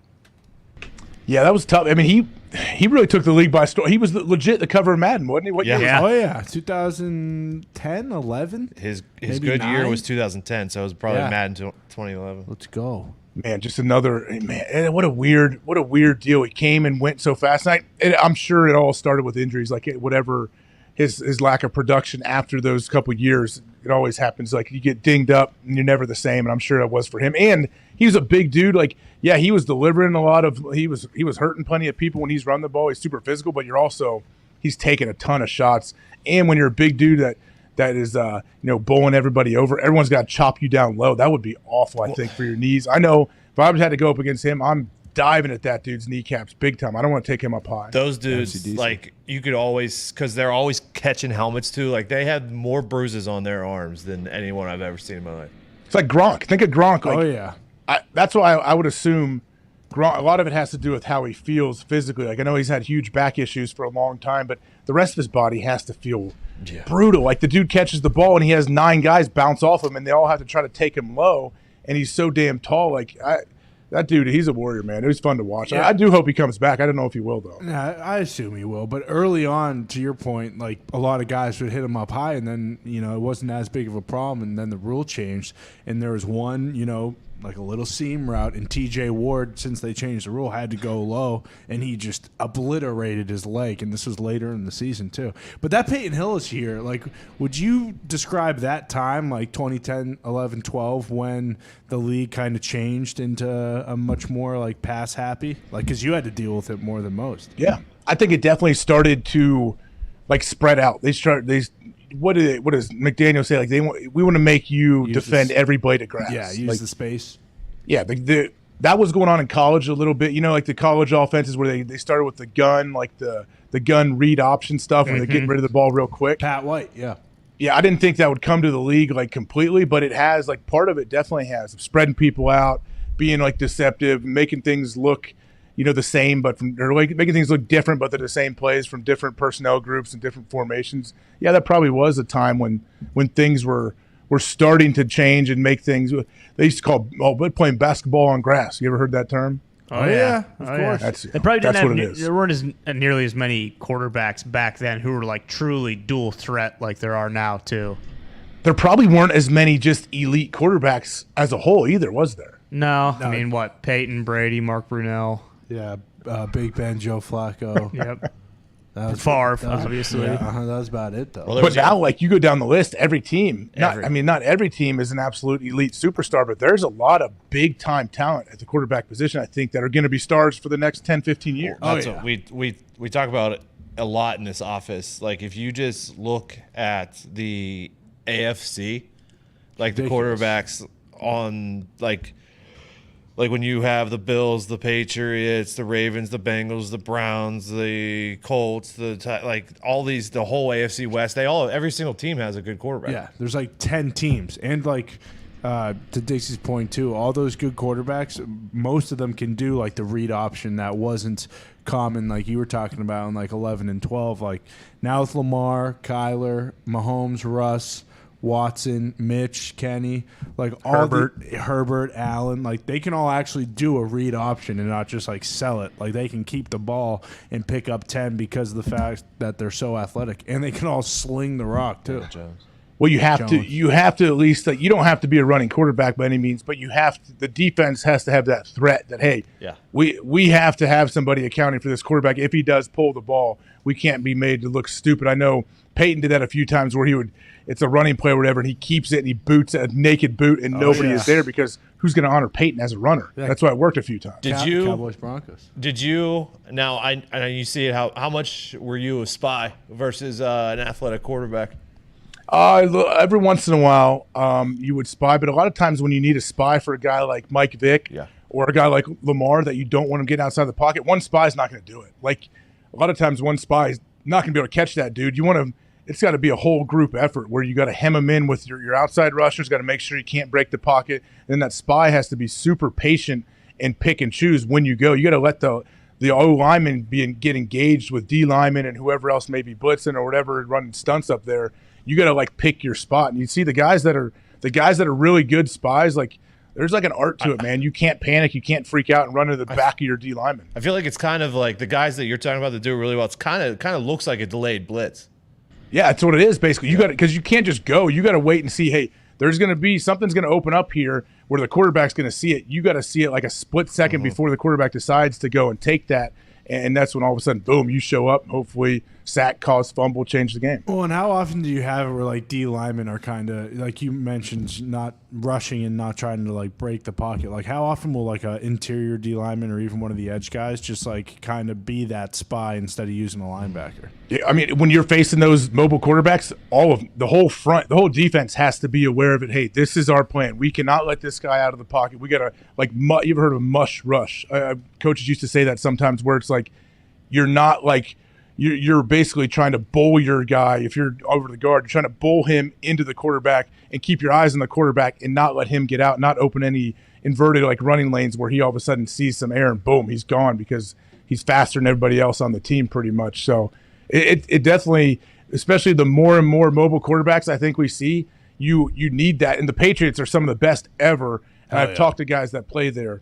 You cannot run past the quarterback in New England. Like if you're an outside rusher, from what I gather, they absolutely despise if anyone ever runs past the quarterback and gets above the quarterback. He's just going to step up and sling the ball. And I guess Bill and everyone there is crazy about not going past the quarterback and sitting down. If you realize you're the same level, you got to fall back in or try to like bowl into him and not let him kind of reverse out. And I think it all starts from there, though. You have to have disciplined dudes because if you peek one time, the end says, oh, I'm in pretty good position. I'm going to peek my head inside this tackle who's guarding me.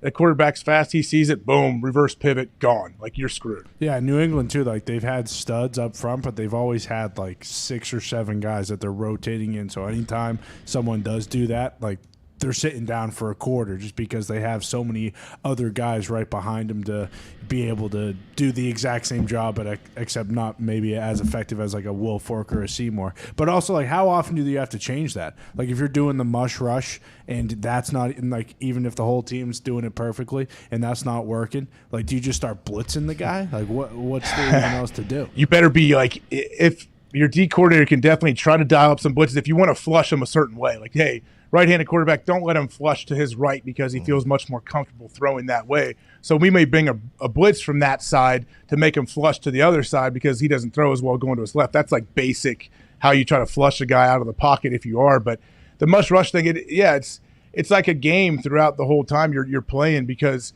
yeah, you may not be letting the quarterback out, but the dude might be sitting back there and just picking you apart from the pocket if he's that good. And that's what you want to prove. Hey, prove to us that you can beat us throwing from the pocket for 4 straight quarters because we feel like we're going to force you into a couple bad decisions that are going to turn the game in our favor. And I think that's always the goal. But you know what? There's 22 guys out there. There's refs. There's a lot of things going on. There's a ball that bounces weird. You got to figure it out. It's tough. Just got to call as many exotics as you can to confuse the guy, I guess. Exotics, the amoeba defense, right? The Cloud. Did you ever run that when you were in Green Bay? Cloud? Yeah, everyone's standing up. Oh, is that what they call it there? That's what you call it. That's what AJ calls the amoeba. Yeah, he loves amoeba. Clyde, It is cool, man. Third down, I love when guys get creative. Third down, all of a sudden you see, like, play with Julius Peppers for a little bit. Julius was awesome. Sometimes Julius will just be like, have you guys ever seen Julius in person? Monster on TV? Yeah. I mean, Julius is one of the most impressive looking humans I've ever been around. Like, physically just such a freak, so smooth, wearing sweet Jordan cleats, quiet dude, but when he spoke, everybody listened, great leader. And I was just so impressed by him. But like think if you're a center and all of a sudden you're sitting there, you're trying to look at the defense, you pop your little head up and Julius is standing in a 2-point right over top of you. Like, what do you do? That would be awful. Yeah, barking and shit. Well, would guys do that? Would everyone just be like going crazy during the amoeba defense setup? Didn't LeBeau and No. your defensive coordinator start that? Dom Capers. Yeah, Dom Capers. Capers and LeBeau kind of start that? A little bit, yeah. Dom did a lot, especially that 3-4 defense back in the day with the Steelers, and I played for Dom in Green Bay. Where is Dom right now? He's coaching. So is he in Minnesota? Really? I'm not sure. I know Pettin's in Minnesota. Yikes! Yeah, he is. I don't know. I'm talking about Minnesota. Okay, so we saw a couple of those guys in Tahoe. Thielen, Harrison Smith, who I'm a huge fan. Let him know that too, right to his face, how big of a fan I was. And his disguise, his pre-snap disguise. That's the first thing I said as I came in. I'm just gonna let you know, like, I'm a fanboy for the disguises you have pre-snap. You got to be the best in the business. And Aaron was there too, and was telling him about that. And Harrison, great dude. But those guys, they seemed like they have a new lease on life in Minnesota. Like, it seems like everything coming out of there seems super pumped, super positive. I don't know, how many wins do you think that equates to, though? Besides the GM, who is not super pumped about Kirk Cousins. I was going to say, Kwesi Adolfo-Mensah does not think what you think. But the rest of the rest of the roster, or I think the Vikings, I don't think they're going to challenge the Packers unless something happens to Aaron or whatever. But easy. What? But no, I like the Vikings. I said this last week. I think this, to me, it feels a lot like the year after, when the Packers fired McCarthy and in came LaFleur, and it was kind of just like they still had all the talent, but you could tell things just had gone sour, and like just that the fresh air that came in, it reinvigorated a lot of guys. Like talk about Thielen, who might have like one of his best years ever. Like Kirk obviously is always going to be like that, but they really do have all the pieces to. And especially in the NFC, where it's not like, in the AFC, it's like a murderer's row every week almost. Like if you play well and especially start well, I don't think they'll win the division. I think the Packers will. But I think if they just like don't choke down the stretch, like they have as good a chance as any team in the NFC to make the playoffs. Justin Jefferson is an absolute fucking dog. And Dalvin Cook, like a healthy Dalvin Cook. Like they've got all the weapons if they... it's just crazy. They have every weapon possible. And speaking of weapons, I think we have a weapon on the line here right now, coming live somewhere. Where is Zeke? Can you pot up our fearless leader? Where is he? Got him. Here he is. Uh-oh, here we go. What? Here he is, Mr. Pat McAfee, looking great. Oh, it's following you? Oh, it's dead. We're good. Oh, I thought it was the camera was following you. Hey, here we go. Here we go. What's up, Pat? How you doing? Where are you? I'm in the bowels of this arena in Atlanta. How do I sound? I've been sprinting around for the last 20 minutes trying to find a spot that had service and a place for me to sit down. Are we good or are we not good? Looks good. It's fine. Yeah, we're good. We're good. Audio good? Yeah. Sounds like you're in a room. It's good. Yeah, it works. Why? All right, stay away from the quarterback. Is that what we're talking about? I've literally been running around this arena listening to the show. You guys have been doing a great job. I appreciate the hell out of you. AJ, you look good, pal. You look really good. Hey, I'm glad you came in now because I wanted to see. I don't know if we have the tweet to pop up. I know you got in a little scuffle with somebody last night on Twitter, as you do at times. Not a scuffle, just a slight disagreement over comments made about this GM for the Vikings. I don't know if we have that, but can you explain what happened to the people? Okay, so Kwesi is a stats nerd. Okay, that's what he is. Went to Princeton. He's a nerd. He came out and actually said, like, I might not know football as well as other GMs, but they don't know math like me. I think this is exact quote. He actually came out and said, like, their worst thing is my best thing, and my worst thing is much better than their worst thing. Okay, so I learned a lot about Kwesi immediately upon that thing. Okay, so this guy views himself as a numbers guy. He's a numbers guy. Let's not worry about the football. Fine. Let's not do that. Let's just do the numbers, okay? I got respect for that. And this whole thing obviously started because Kwesi came out and said, hey, this quarterback that we have, I know this is my first year as a GM. I know it's the first day of training camp. And I know this is a quarterback that has been buried by everybody since he fucking got into the NFL. Drafted behind RG3, had to sit behind the RG3 experience in Washington, which every expert that's ever come out has said, life is fucking terrible over there. So Kirk is now at the Minnesota Vikings. Him and Zimmer did not get along. I think that's kind of like how everybody sees it. Now we got a new GM, new head coach. Offensive coordinator, head coach. Guy loves quarterbacks. This is good news for Kirk Cousins, right? Wrong! The GM's going to come out and say, hey, we ain't got Tom fucking Brady, do we? No, we ain't got Patrick Mahomes, do we? No, we ain't got Aaron Rodgers, do we? No, we ain't got Matthew Stafford, do we? No, we ain't got fucking Matty Ryan, do we? No, we ain't got Nick Foles, do we? No, we got Kirk fucking Cousins. So you, me, anybody else who's ever played a team sport before, has been in the NFL before, goes like, hey, probably not. You know, like, the soundest thing a general manager can say about a quarterback on his own team. Now, is that a fact, what he said about Kirk Cousins not beating those guys? Yes. Never disagreed with that. We understand. But we are pundits. We are stooges. We are not in the building. The GM of the team, the one who sets the tone for the team, the gatekeeper for the team, the one who's deciding where the team is going to go, coming out and burying the quarterback day one, I don't think that's a good move. But what happened was, you know, because one of them, stats nerds, is now in a position of power, all the stats nerds have to come to his defense. You know what I mean? Sure. And Kevin, this guy from PFF, Kevin, who I did not know existed, and we all learned immediately he's never played in a team sport in his life before, he puts a tweet, says something along the lines of like, Questley's learning a lesson about, even though you said an indisputable fact, you don't want it to go to the NFL media. First of all, thank you for calling us NFL media, because most people just call us a bunch of dumbasses on the fucking internet. That's very nice of you. That was a compliment. I should have taken that as a compliment. But follow up, like, it's not because it made it in the media that it was a bad fucking thing. Like, it was a bad thing because you're trying to build a goddamn team. You're running the team. You're the guy running the team. Yes. You can't tear your players down publicly like that. Can't. Privately, by the way, you can. Negotiations, you can. You and me can say this, but fucking publicly, the general manager who's accomplished nothing as a general manager. This motherfucker has no wins, no losses as a general manager. So him coming out and saying this, it's like, all right, you're kind of out of pocket here. He's come out and said, I need to say less. But PFF Kevin, you know, nerd guy, stats guy, taking a stand for him. Then there's this other PFF guy, which we know is the Stats Super Bowl. Shocker. It's like the Stats Squad, Shocker. which we appreciate.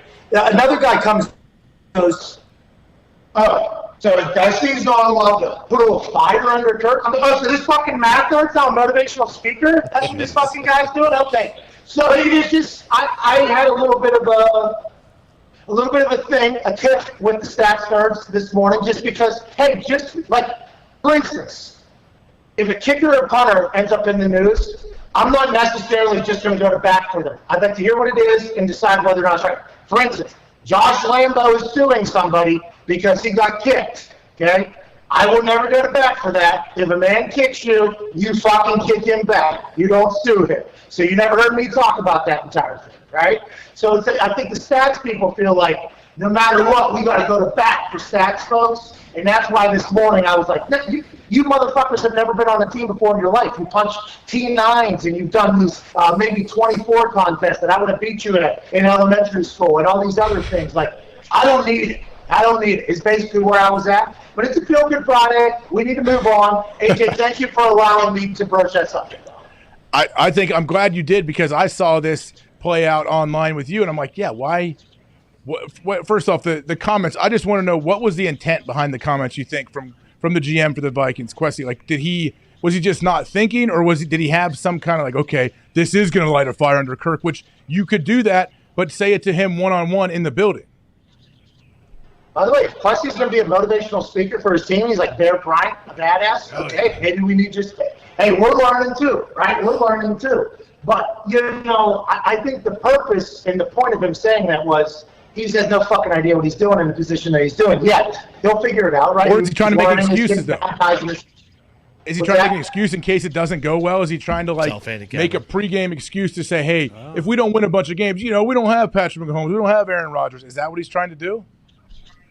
Well, if you got a defeatist attitude as GM in the first year, I mean, that ain't fucking what you wanted anyways. Diggs said, I heard Diggs just chime in there and say self-handicapping, and Diggs said that yesterday, and that would make sense, but that ain't the fucking GM I want. Okay. The GM I want is the guy that's going to self-handicap first day on the job. Is he going to win a game? Get the fuck out of here. Like, my biggest issue is the stats community is vital to the NFL community at this stage. We are thankful for them. Very, very thankful for them. But also, the self-awareness level for a lot of them feels very low. Motherfuckers that have never been on a team before have no idea what it means to have camaraderie and chemistry, and not necessarily the fastest guys and the quickest guys are going to make the best team. Sometimes there's, a soul in the human, because this isn't a fucking video game, It's an emotional game, too. Every play is super emotional, too. Yeah, so that's why I got all heated, but we're past it. We're past it. Kevin put a follow-up tweet to somebody else asking why I attacked him so much. I didn't even think I attacked him that much. I mean, I guess stats nerds never been buried. Yet again, I've never been in a team sport, right? So that just proves even more. So he came out and said, I think he said, we'll see who's right and who's wrong. It's like, you're wrong. What the fuck are you even talking? Like, it's not like a we'll see thing. It's like Kirk Cousins. He won't say it publicly because Kirk Cousins has been in team sports before. Kirk Cousins is the quarterback of that team, leader of that team, and happy to do it. Kirk Cousins is going to come out and say, the GM on day one saying I ain't shit, not great. Like, Kirk Cousins is going to take the high road. You know what I mean? That's what the fucking guy's going to do. We just would hope that the stats community would understand that just because he's a stats person in a position of power doesn't mean you have to go to bat for every fucking thing that he does, because that would be just out of pocket and out of line, especially in this situation. I think Hideki would be a good GM, by the way. I think the numbers is a big part of being a GM these days with the salary cap tricks. But don't be coming after me for pointing out the obvious that, hey, that's a fucking stupid thing to say as a GM your first year. I just didn't like that. Anyways, Feel Good Friday, AJ. Feel Good Friday. Hey, Feel Good Friday. Who's got to be feeling good right now about their team, about everything? The Arizona Cardinals. I haven't spoke to you since the addendum was removed from Kyler's contract. We're good now, right? We wipe our hands clean of it? Yep. I have to. What? It's like it never happened, right? Zach Brown.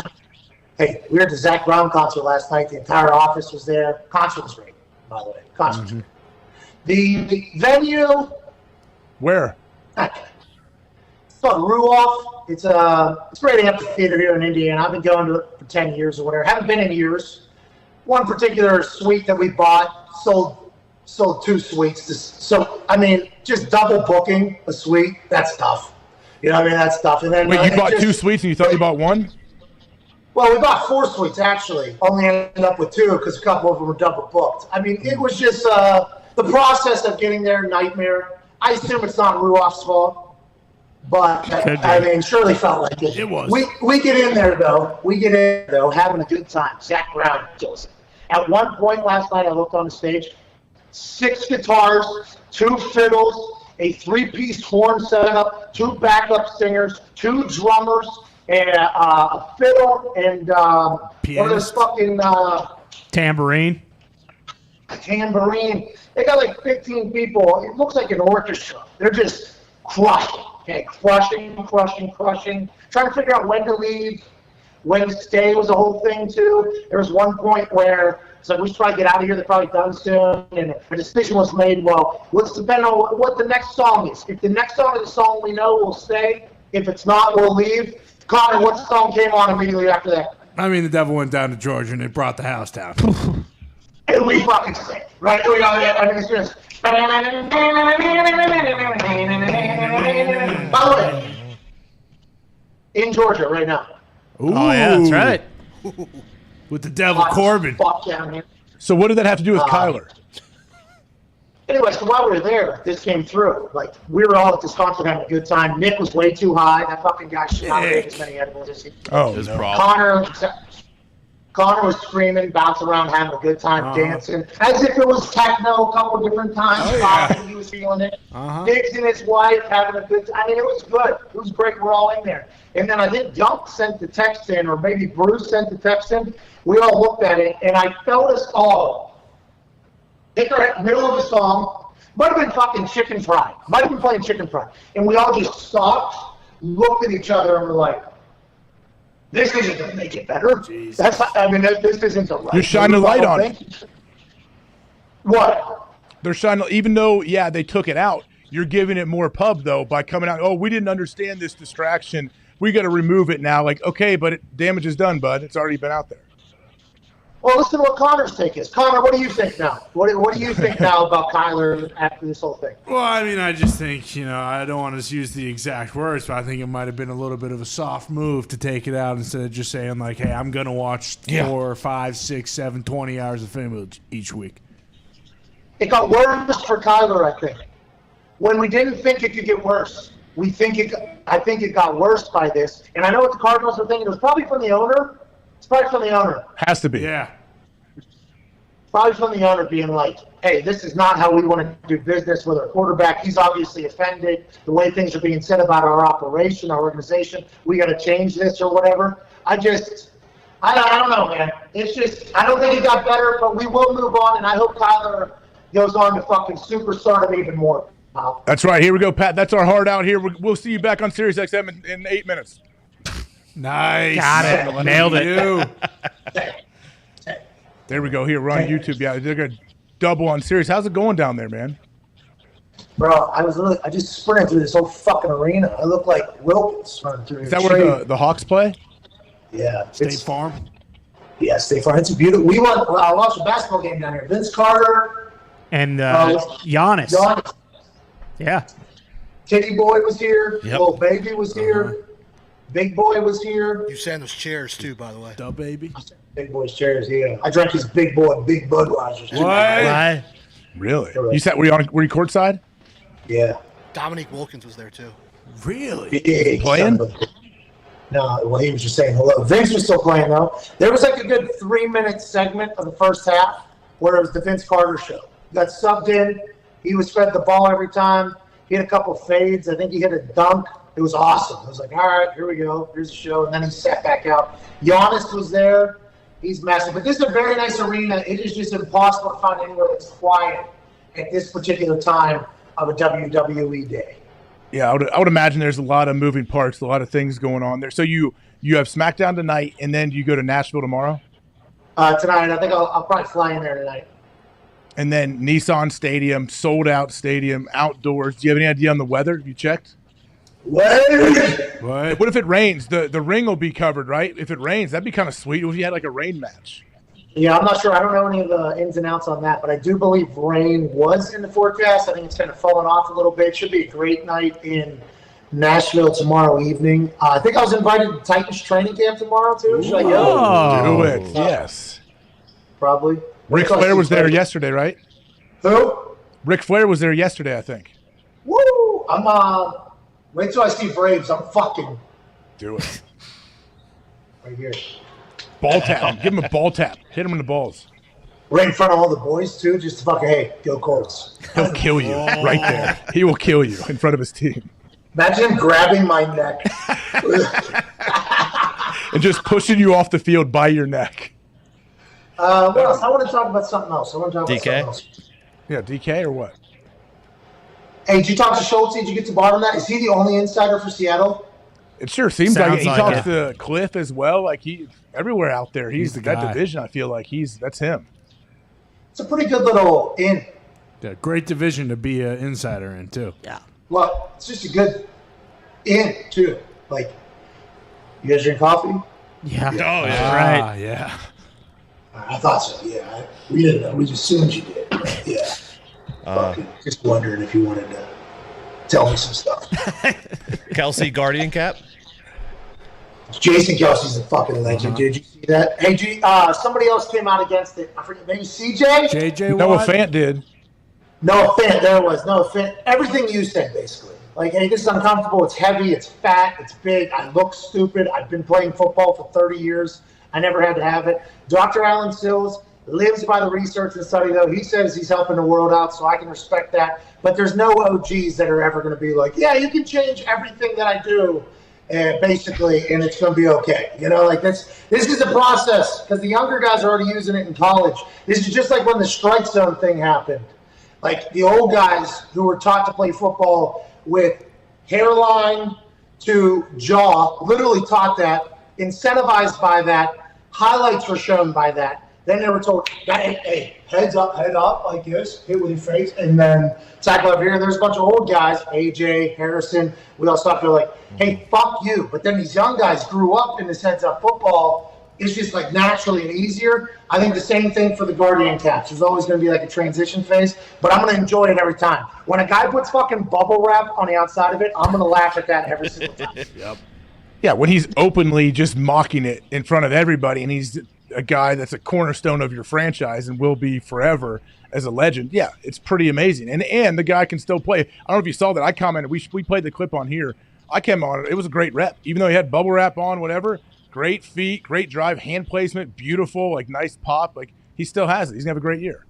I mean, why don't we should do that. Put the bubble wrap on top of it every day but game day. It's called the Jason Kelsey clause. Let's stay safe. No CTE because of KELC. I mean, that is I like that. You know what coaches are going to say, though? They're going to count how many bubbles popped on your helmet at the end of practice and go, you weren't going fucking hard enough today.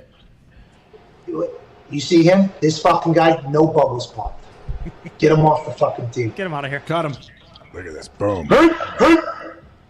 Low man, good drive. It's amazing because he carries his weight so well. Kelsey? Mm-hmm. He's like 270.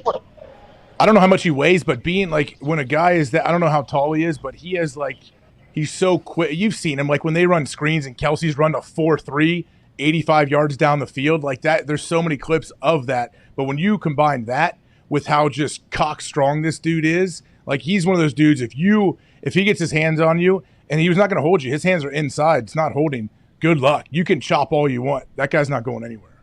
He's a leader. He can move. Right. He has incredible hand placement and leverage. He knows leverage really, really well. Yeah. I wonder if he wrestled. Did he wrestle? I assume. Feels like it, right? Everybody says he was undersized because Chip Kelly was using him to get out there. Then he's transitioned to like 4 different offensive coordinators now and been a Pro Bowl through all of them. And it's because what, AJ? What? Say. That he's a monster? No. Where's he from? Well, he is from Ohio. Correct. Mm-hmm. All right. I'm out of here. I'm fucking done with Ohio people. Why is that? I walked in here. There's 3. WWE has a lot. Believe it or not, there's a lot of Ohio guys. Really? Carrying cameras, doing the whole thing. Oh, good. Yeah, Some good, gritty guys. Yeah, blue-collar people. So the other people that I talk to every single time I come here, obviously people I enjoy. They're from Ohio, though, so they're, Ohio people. So you have to treat them as such whenever you're talking to them. But every single time they're like, what's AJ up to? I'm like, all right, enough with your little Ohio talk. I would love to see how mad you would get if someone actually asked you that. No, they do. I don't get mad. I always go, all right, enough with your little fucking, cosplay, who's your god, AJ Hawk stuff. That's what I have to give you credit. Go ahead. I give you credit for the Ohio stuff. I never thought of the Ohio thing until you started bringing it up.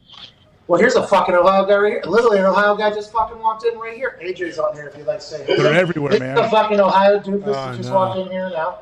This is Grogan. All right, Grogan, what's up, buddy? Hey, you and I met a long time ago. Where at? You remember AJ? AJ, come on. Oh, I remember AJ. He played at Ohio State. I was working at the ABC affiliate with Clay Hall and Anthony Rothman. You remember that, We're AJ? You fucking bad guy. Wow. Yeah, of course I do. He still had his letters came. Yeah, I still talk to Clay and Anthony Rothman. Live. Oh, not Grogan, though. Wow. Oh, and I was at the Fiesta Bowl when I had to shoot your lovely wife with the 2 jerseys on. For ABC Sports. Oh yeah. There you go, man. Good for you. What are you doing there now? Are you gonna get in the ring tomorrow night with this guy? No, I gotta stay away from him. He might get me hurt. That's right. Oh. Well, he's got a neck brace in case you have a T3, T4 situation. He'll let you wear his wall. Hey, I'm just a lowly camera guy. That's it. You guys do great work, man. I've mentioned the WWE camera work. Just how you shoot it. No, I don't know how you do that. Honestly, it's Never awesome. said that. It's incredible. Yeah, and they're also on the road all the fucking time. This jackass, obviously from Ohio. Go Blue! He's a Michigan fan. Oh, wow. Eat that, AJ. Oh. They need fans. That's okay. They need fans. That's okay. That's true. Yeah, that's true. Hey, this isn't the 80s and 90s anymore. This isn't the 80s and 90s anymore. Oh, shit. Hey, same Ohio people, though. In the 80s, 90s, 2000s, 2010s, 2020s, Ohio people have remained the exact same. You know what I mean? Yeah. The whole road is changing, but Ohio. Are you a Pennsylvania person or are you a Pittsburgh person? I'm a Pittsburgh guy. Hell yeah. Same thing, right? Nope, not the same. All right, I'm out of here. Thank you. Have a great show. All right, Yeah, go get him, Pat. Hey, good luck. Come on! Is Barron there tonight? Is Baron Corbin there tonight? I'm not sure. I don't know. Probably not, 'cause he's a big pussy. Yeah! Say that tonight. Can't on Fox. I'll say something like it. I saw a local TV commercial the other day. Yep, sit back down. Guy's name was Bob Rohrman. Oh, yeah. Live next to him. And he has a lion. He has a lion that Rohrman, because his name's Bob Rohrman. And then at the end he says, a pussycat on price. I'm like, so I can say pussycat then. Oh, yeah. Pussycat dolls. Yeah. So Bob Rohrman taught me that tonight I am certainly calling Baron Corbin a big, fat pussycat. All right, see you guys tomorrow. Goodbye. Have a great weekend. The Pat McAfee Show. There'll be no rules for our guests, for us, for the things we could talk about. Speaking his mind I've never had a problem expressing my opinions or my thoughts or anything like that. while being relatable. I haven't had that manufactured fake-ass celebrity that a lot of people have whenever they go on those big networks. I've had a chance to really build my crew, build my following, build my audience. And ridiculous. What am I supposed to do? So I'm supposed to look at something that I can definitely afford and say, nah. Is that what I'm supposed to do? The Pat McAfee Show starts in 3, 2, 1. Here we go. Welcome back to the Pat McAfee Show. I'm AJ Hawk sitting in for Pat here Friday, July 29th. He is at SmackDown. Yikes. Stupid. Nailed it. Stupid. Well I don't done, like waiting. AJ. I got to wait and give 4 seconds. All right, that's dumb. Whatever. But hey, first 2 hours of the show, Jordan Schultz loved him. Pat McAfee just joined us. Unfortunately, had to jump off. He has a big weekend ahead of him with a big match tomorrow night after he calls SmackDown tonight. Who knows what will happen? Everybody is still here back in studio. The boys, Ty, Boston Connor, Tone. I know Nick is behind the glass there. Zito. Is Mitt in today still, I believe? Yeah. Gertie's back there. Gertie, appreciate you, buddy. Gertie helped me out with a little Photoshop I needed for a thing, so I appreciate you sending that over. Whoa, what's that tease? Are you getting back into the IG game? No, this is for the my charity event deal. I need him to put my picture on Leo DiCaprio's picture. Oh, nice. It wasn't a the ball painter. The what? Oh, Picasso? Picasso, yeah. No, I don't know if Gertie knows about Picasso. Gertie's a young kid. I don't want to, mess up his brain. Smart. No, he's not. But how embarrassed are you that you didn't remember Grogan? Yeah. That Grogan was the one that shot your wife in the infamous Brady Quinn AJ Hawk jersey that you touch every morning. That I touch every morning before when I get up, just like the Notre Dame, they touch the champions and reindeer or whatever. That's what I do. Bingo. Champion. Yours says Champions are made here. He says be like Got rock that solid wrong. one. What's mine say, Con? No, who cares? Hey, AJ. That's what I'm saying. It mutes you. AJ, I was looking up a little fun fact. Jason Kelsey was actually a running back in high school, went to Cincy as a running back, and then ended up being a center. Okay. It makes a lot of sense now, doesn't it, when you see that guy run? Yeah, he's an absolute beast. I'm pretty sure he was the punter, too, and Travis was the long snapper. Wasn't that a story that came out this offseason? Maybe. It's either he was the punter and Travis was the long snapper, or Travis was the punter and he was the long snapper. The second one sounds much more like Can you imagine those two guys in high school? What they just annihilating everybody? I assume they won state championship. Yeah, a lot of people said it was like there was the Kelsey brothers, and then it was like Ryan Hawk and AJ Hawk. It was like kind of the second the same dynamic as the Hawks. Yeah. No, I don't think so. I don't know what Hawks the fly together. age gap was too between them. I think it was when Travis was a freshman, Jason was a junior. Is that correct? With the same with Ryan and AJ Hawk? Look at you. I'm going to take a stab at something here, AJ. Your dad was one of the dads that stood up at the corner of the bleachers to watch the game by himself. With binoculars. Pistol, Pistol definitely liked to watch solo. I knew it. He never said anything. Pistol, I think I told you, he did the chain gang my senior year. Someone asked him, and he's like, yeah, I can watch the game from the sidelines. Absolutely. That's awesome. Were there any times where you got a first down and your dad held you up like, way to go, rock solid, way to go? No, but I did always want to try to find a way, like if I got a toss sweep or something, to get tackled out of bounds, into him, and he had to scramble and drop the stick. I always wanted to do that. I never was really able to. Oh, damn. So you didn't get many first downs in high school, huh? That kind of sucks. No, I just ran right past him in the first down. See you in the end zone, Pops. You say that when you're Yep. He would drop his first down marker and he would sprint down the sideline and celebrate me in the end zone. like Red Lightning. Yeah. What a beast! I'd hope so. Was he? Is that why you were pile jumping so much your senior year, getting that 38 tackle games? I had to because Pistol had a taser in his pocket, the projectile ones. And if I was loafing, he would tase me. Well, didn't he make you run home from away games whenever you didn't have at least 20 tackles? Yeah, full pads, helmet on. Mm-hmm. Damn, that's He like would drive. Marinovich. He would drive behind me at 18 miles an hour, and if I slowed down, he'd just run me straight over.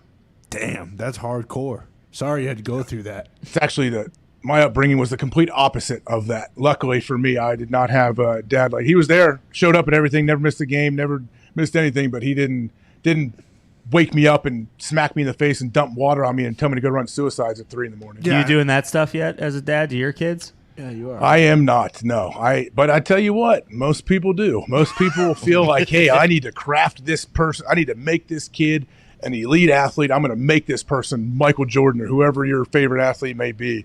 And I don't know, man. Sometimes that scares me to death. Like that kid's going to be a drug addict because you've been pushing him so hard his whole life. Shout out Todd Marinovich. Yeah, I know. Just tell Bobby to stop. His kids can be whoever they want to be. Hey, I'm going to be quasi assistant coaching with Bob this year for football. Shut up. How old? Tackle, it'll be 4th grade, 9-year-old. Have you got your assignment yet? Do you know? Are you guys still the Clemson Tigers this year, or are you going to be a new team? It's a good memory you have there, Todd. We actually switched because we're playing in a different, we're just like 20 minutes away, a different little team. Same thing, but you gotta go out closer to where we're staying. What's your team name? We don't have one yet, actually.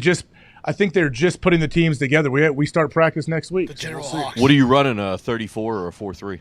4-4. Yeah, we'll see, Nick, when we get there. We don't know exactly yet. There's rules. There's like rules on where you can if your guys can line up in the gap or they have to line up head up. There's all kinds of stripe rules. players too. That's stupid. I agree. We went and we scrimmaged a team last year like that, and they were mad at us, and we didn't know there was rules like that because we didn't abide by them. Well, because you were sending so many exotics at them, and their kids couldn't pick them up. Bro, we're just trying to get a clean quarterback center exchange. That's all we care. I was going to say, put 11 in the box. Make them complete a pass, all right? Yeah. Good luck. I agree. Same thing. If I was playing basketball at this age, we're packing a 2-3 zone in. You prove to me that you can beat me shooting 3-pointers. Hell yeah. What are you guys running on offense? Like a wing T or a wishbone? Or? Oh, no, man. Have you seen wing? High schools now, they slang it. They spread it out. They run those college offenses. Yeah, but 9-year-olds. I know. Well, we won't run that exactly, but it won't be like old school triple option wing T. It'll be like, hey, we're gonna try to get on the edge. Make sure you put a fucking good 46 GT trap in there. I fucking love when that guard and tackle fucking gets on the run and we're trapping that fucking D end later. See you, bye. Who's QB1? I don't know. That's a good question. They had like they call it evaluations, I guess, where all the kids come out and they put them through workouts, and then they try to make the team somewhat even. So they try to I don't know how they put the teams together. I'll see Monday, I guess, who our team is, really. Well, what are you giving out at halftime? Orange slices, Zins, Skull? Zins, what are you talking about? We're trying to raise men. We're giving them like old school Copenhagen. Hell yeah. Fucking long cut. Nice. Yeah, Cope long cut straight. I was surprised when I got the very first halftime of a preseason game in Green Bay, when they were walking around with big bowls of orange slices. And I was like, this is the greatest thing ever. Because as a kid, we grew up getting orange slices. And when I was in high school, they were giving them to them. I was like, man, I've arrived. We get orange slices. And the fact that they still did it in the NFL, I was surprised. Do most teams do that? Yeah, I think so. I mean, did you guys win the Super Bowl that year or no? Actually, we got halftime. We got an orange drink. So I don't know if it had the same effect or not, but Fanta? No, it's Turner's. What is that? Turner's is a local Pittsburgh. They make the greatest iced tea on the planet. Oh, do they? Delicious. Yeah, it's very good. Turner's premium iced tea. Their orange drink is exceptional as well. Oh, what was Con Man just whispering to Ty there? No, I laughed because he said Sonny D. I wasn't whispering anything, AJ. We're trying to do a show here, you absolute clown. But didn't you get in trouble last year because you would only let your son score touchdowns and then all the parents told you, like, hey, can you spread the love a little bit? Oh, man. I mean, I love if you guys really thought I was like that would be amazing. Yeah, didn't you wear gloves in your old helmet to every single game in practice? You know who wears two different colored gloves? We'll have to ask him when he comes on here. I only know this because I saw General Bob coaching his team like 30 yards away from me last year when we scrimmaged a team near him. He had 2 gloves on. He was coaching defense, like a red and a blue one, and he would hold one up at different times for some reason. I still haven't figured out what he was telling his team. Giving signals. Yeah, and that's why that team went undefeated, and your team can't even be the Clemson Tigers anymore because you stunk so bad. No, the Clemson Tigers are still around. We're just not on that team anymore. Oh, you got downgraded from the Clemson. Because all the other parents were so mad that AJ was only giving the ball to his kids that they kicked him out of the league. They got to go find a new league. I had nothing to do with the offense. You fought a guy and you had to leave to a different league? Yeah. Oh, yeah. I watched a guy get kicked out. It was a 10 a.m. Sunday baseball game, and I watched a guy and his wife the manager of this team, 9-year-olds, get kicked out, and his wife get kicked out, and they walked like 200 yards away and sat on a hill and watched and tried to continue to get closer and closer to the field, and the ump had to keep kicking them out. Power play. Was it a bad call? Like, it sounds like it wasn't strike 3, and they kind of got kicked out for no reason. I don't know what happened. It was an ongoing situation where the ump in the field kept yelling towards their bench. I'm like, what's going on? And then I saw the coach get more and more heated. Then he got very heated. And then the dude said, "See ya." And I was like, man, I didn't know this actually really happened. My all-star coach used to get tossed out every fucking game pretty much. For what? Just yelling at the umps. Fucking arguing balls and strikes because he wanted to win. You should try it sometime. One time he got kicked out and was so mad he went into the parking lot into his truck and just laid on the horn for about an hour until the game was over. Beast. Are you serious? Yeah. This guy's amazing. Did he Who wear is this a uniform? guy? Huh? Did he wear a uniform? No, they all wore like the coaching shorts with the bike pants underneath. Hell Classic. yeah. Hell yeah. Is that what your dad wears, Diggs? Yeah. Mm-hmm. Like every day? No. Only when he's coaching. Is he still coaching? No. What? He's always coaching. Yeah, he's coaching every day. You're right. He's a life coach. Mm-hmm. What about you guys? Would you coach your future kids' sports? I think so. I won't have kids, but I'll absolutely coach. You will, Con. No, I won't. Why not? You know why? Too much responsibility. I'll do it strictly because if I see the coach who's coaching doing it wrong, I'm going to just be pissed on the side and not say anything, and I'll just like kick dirt around. Mike Allsott. Yeah, you just drinking beers on the side, and all of a sudden you're the varsity head coach the next day, right? Exactly. Yeah, exactly what happened. Because he was teaching the 3-point stance wrong in the backfield to the fullback. Bro, if you guys knew, like, coaching, I have a lot of respect for people that coach at any level, but coaching is way more work than you think. Like, you can't just show up. You got to have a plan. You got to have all kinds of stuff in place because those kids they'll run you around. They'll run wild if you don't get them in control. No, this isn't fucking Mickey Mouse. I was a high school lacrosse coach for 1 week. That lasted 2 practices, and then I ended up getting COVID, and that shit is so much work, driving up there after work, like having a full day of work. Yeah, I do respect, tip my cap to the coach. Wait, were you coaching lacrosse while you were here? Yeah, while you were working here? Yeah. No, this was last year. This was last spring. Legit right after double the life football for you season. leading. What just happened? How did you get the job? It was for my ex-high school, and my former coach still coached there, and I'm like friends with them. So What, I are was you the not JV. going to bring back the all-time leading goal scorer to coach the boys? I mean, come on, AJ. You going to tell Michael Jordan he can't come back? Yeah, I don't think so. Oh, that's awesome. I coached AJ after I was done playing. Would you coach football? Yeah, high school. How was it? It was awesome. I mean, that's a full-time gig pretty much. I wasn't a head coach. No, yeah, it's every single day from fucking, what was it, like 3 to 6? Mm-hmm. Yeah, that's what I had to be there, like fucking 1:30 to 7, 8, whatever it was. I mean, in high school, like you got game plans, you have everything, right? Oh, yeah. Film breakdown. I was the wideout coach, and then on Saturdays I would call plays for JV. That was the best.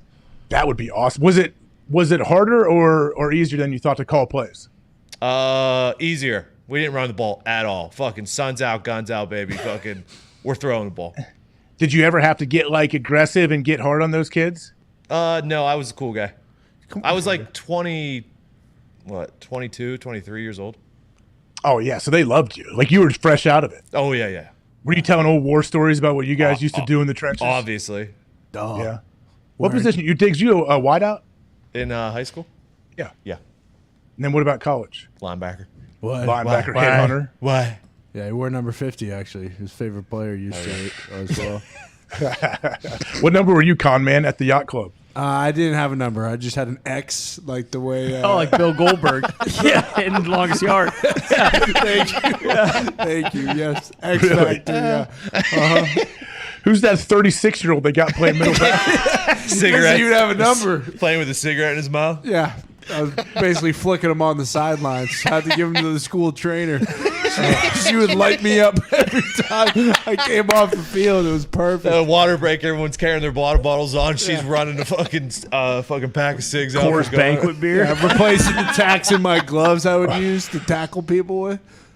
Man, did you have any dreams of playing in college? Yeah, I did, and then I was like, I just love smoking cigarettes too much, so I couldn't really. I had to. You pick. can do both? No, actually, you can't. I had to pick one between one or the other, and unfortunately for me, I couldn't get off Team Marlboro. So yeah, but look where the cigarettes got you. Bingo. For you ripping dots in that video, who knows what happened? Exactly. I'd just still be ripping darts just with a sledgehammer and knocking down you someone's. You were going to work at Boston Sand and Gravel. Boston Sand and Gravel, that's right, and then live in Charlestown and rob banks for a living. Ben Affleck in the town. It's a shame that your life was derailed and now you're here, right? I don't know if I'd say it's a shame, but I did a little coaching of lacrosse as well. I would tear into these little shits, though. I didn't hold back like you guys. I don't know why you did. Lacrosse, I wish I would have played lacrosse. They didn't have it in my high school when I was there, but it seems like fun. They still really don't have it in the Midwest. That's huge Can I in chop your Ohio, arms? though, now, isn't it? Like It's big. It was big in Central Ohio, like in Columbus when I was in high school. Like all of the Columbus schools had it. It was big. But then, because when we would play them in football, they'd be wearing the big like lacrosse elbow pads, and they were different than the football stuff we would notice.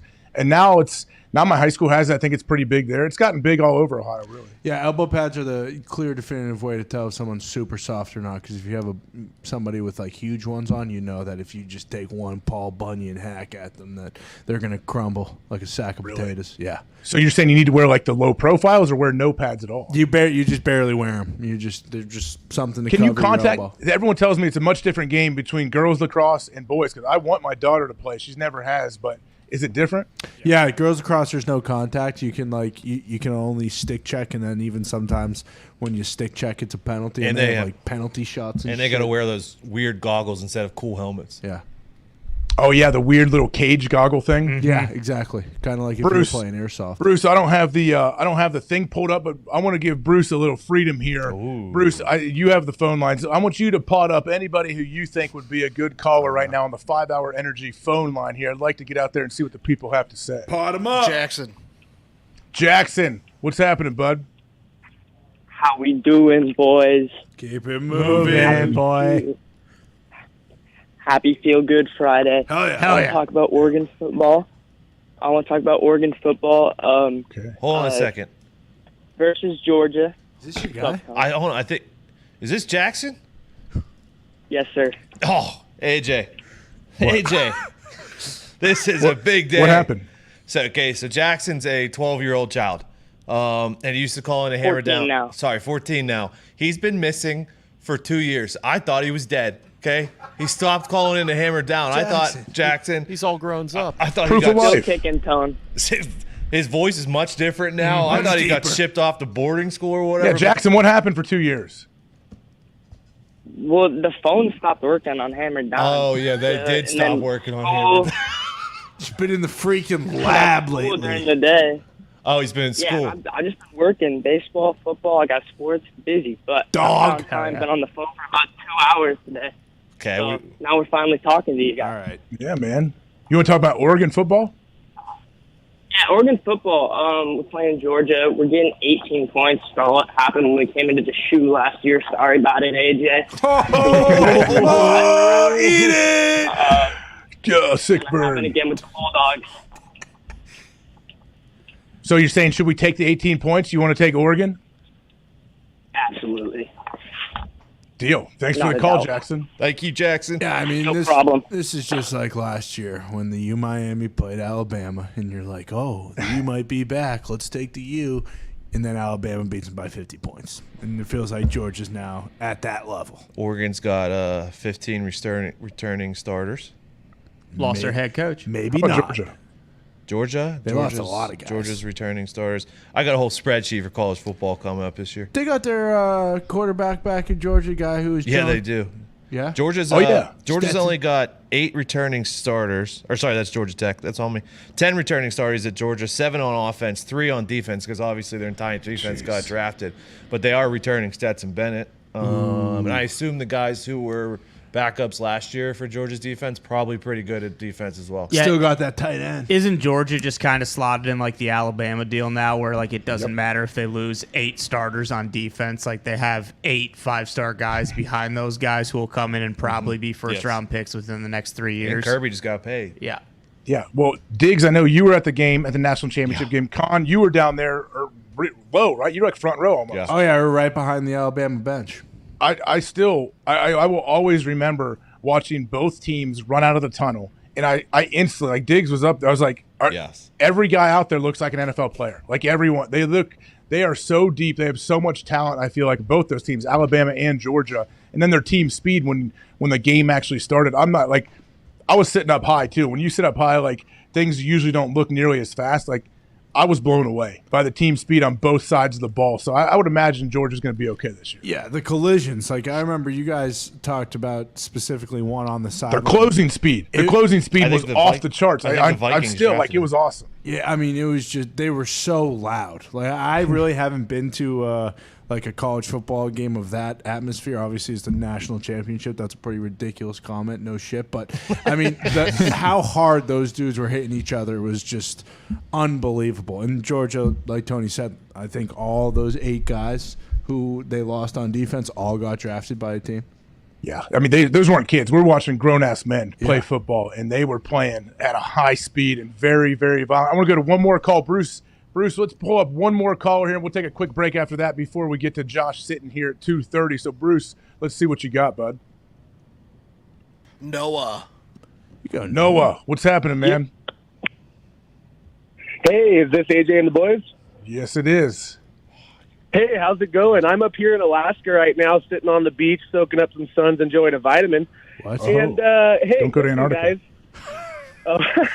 Guys. Listen, guys, I'm a dog musher up here. I train dogs for a living. Hell yeah. The mush rush. You do the Iditarod? Dog musher. You do the Iditarod? What's that? You do the Iditarod? I'm working on it. I got dogs that do run the Iditarod, absolutely. Okay. Dogs. So here's where we're at, boys.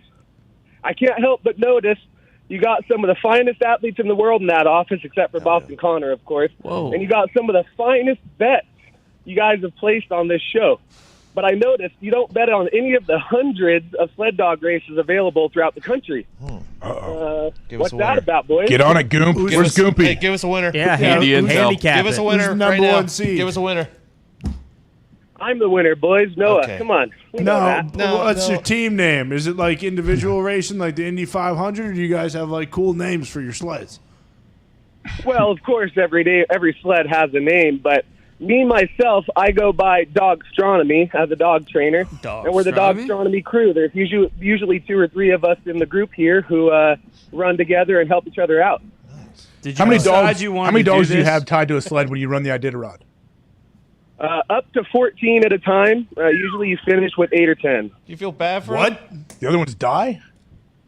No, they don't die, but because we love our dogs so much, at any point a dog can decide they don't want to run anymore, so we put them in a nice warm kennel, send them back home with our handlers, and they get the luxury life until we get back. But they're, of course, still part of the effort and part of the team. Are those dogs on the bench forever, never be put back in play? Luxury life, they're ready to go when they're ready to go. That's the great thing about the sled dog world, AJ. Our dogs choose when they want to retire. If they want to run, we'll let them run as long as they want. But if at 4 or 5 years old they decide they're ready to retire, we let them do that, and I turn them into my Bigfoot hunting dogs. Okay, well, you got a lot going on there in Alaska. How do they retire? They just come in your office and fucking hang their cleats up on you, put your cleats on the desk? Hey, Coach, I did everything I could this year. I just don't think I got another year. Do you get benefits, 401k? Absolutely. They send in the forms. They get a lawyer to help go through the contract negotiations. We make sure they get paid out. Everything's good there. And then we hire them up on the show, and they live the life of luxury. I know they eat better than Connor for sure after the grocery stories I've heard. Yeah, that's true. I mean, unfortunately for you, from what it sounds like, there's going to be a probe into this league, huh? I don't know how much I buy there might be, so I just got to cover myself like AJ on January 6th in 2020. I know. What are you talking about? I was in Ohio. Yeah, it's your birthday. Yeah, celebrating your birthday. He hung up. Okay. I appreciate the call from Alaska. I forget what his first name was. You guys Noah, dude. We need to go Noah. check on those dogs. I start paying astronomy. attention when someone tells me their name. Yeah, anytime someone's talking about dogs retiring and sending them to a farm, I think we need to, double check. We started into the that. race with 14, finished with 8. Okay. Yeah, we give them And to I'm- our handlers. Send them back.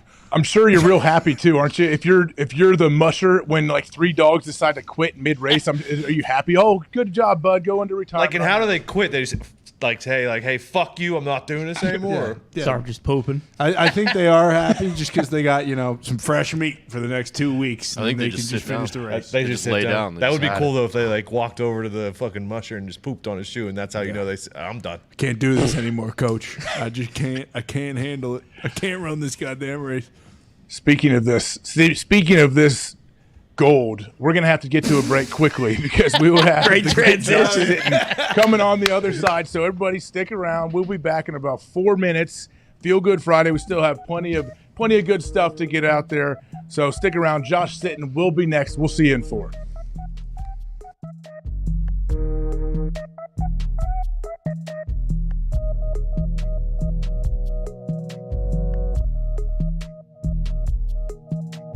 It really comes down to, and pardon my French, but giving less fucks. I think that it's a maturity that comes from aging, from making mistakes, from failing, from being too sensitive at times, from taking things too personal at times. And it's about growth and learning not to be indifferent, because I think indifferent people are terrified of making choices, and it's a cold place to live. It's about choosing what to care about, and the things that you do care about, it's less things. It's not trying to be a part of every conversation or get involved in everything or setting yourself up to be offended about certain things. It's caring more about specific things and less things, and with those things, it's finding ways to solve the problems, because true happiness doesn't come from eliminating all problems in your life. I believe it comes from solving the problems that you have and dealing with the pain and the suffering that is natural in life and is a part of life. It's not fleeing from pain and suffering and running from those things and not dealing with the emotional situations. It's looking at those head on and saying, how can I solve these problems and make my life a little bit better? And that's what I've tried to do the last couple of years, and I've talked about in this show as well. It's about perspective. And I truly believe this, when you focus on the things that you have more than the things that you don't have, you allow yourself to let gratitude sink in. And when the gratitude sinks in, it is always accompanied by joy, because you're focusing on the blessings that you have, not on the things that you don't have, the things you wish you had, the way you wish your life was that much better, you wish you had this, you wish you had that.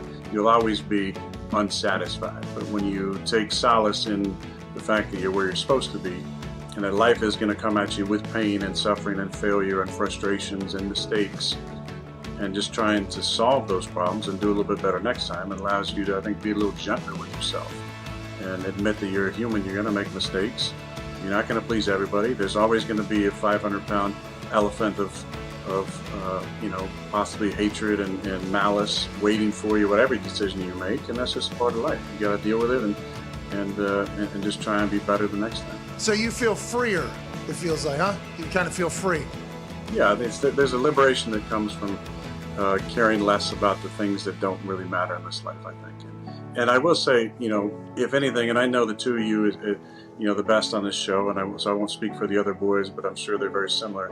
There's a lot of joy in being unapologetically yourself. And I think in life we respect people the most often who are that way, who don't try and change or be different or grow meek in situations that require courage, that go quiet in situations that require communication. And that's what I appreciated in both your friendships, is that you guys have always been yourselves.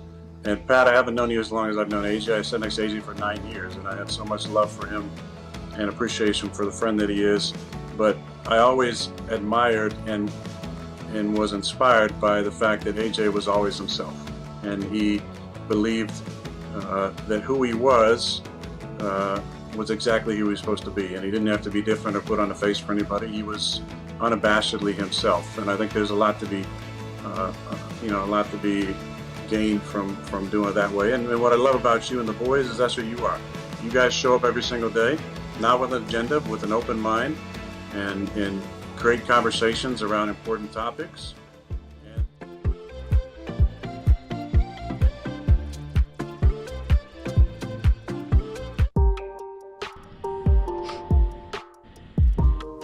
Welcome back. This is the Pat McAfee Show. I am obviously not Pat McAfee. I'm AJ Hawk sitting in for Pat here, wrapping up this final and third hour of the show. But we have a big time guest coming on here. We're excited about this guy.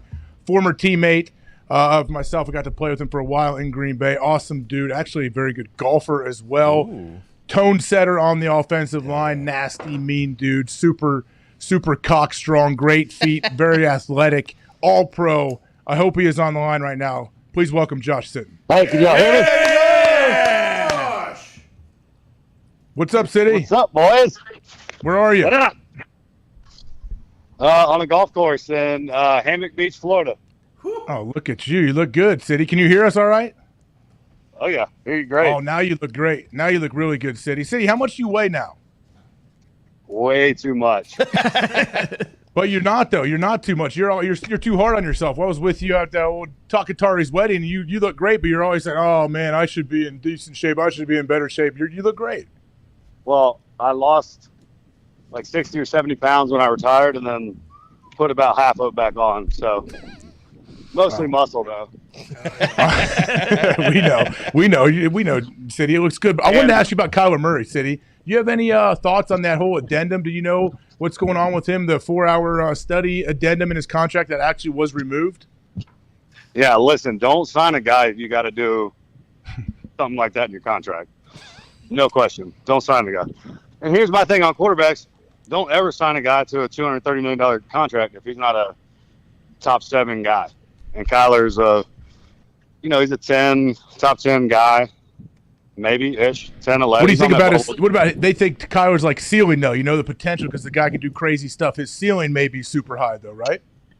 No, I mean, I don't think so. Anytime a quarterback is under 6 foot, I don't think they can win Super Bowls in the NFL. I mean, look at, 2? Russell Wilson and Drew Brees? I mean, it's very, very hard to do. So, I don't know. I don't see it. If I was a GM, I would. Y'all go ahead.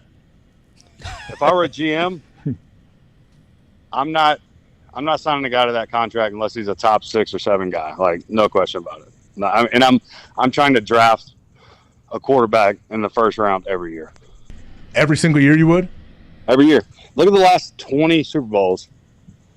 15 of them are won by top 5, top 6 quarterbacks.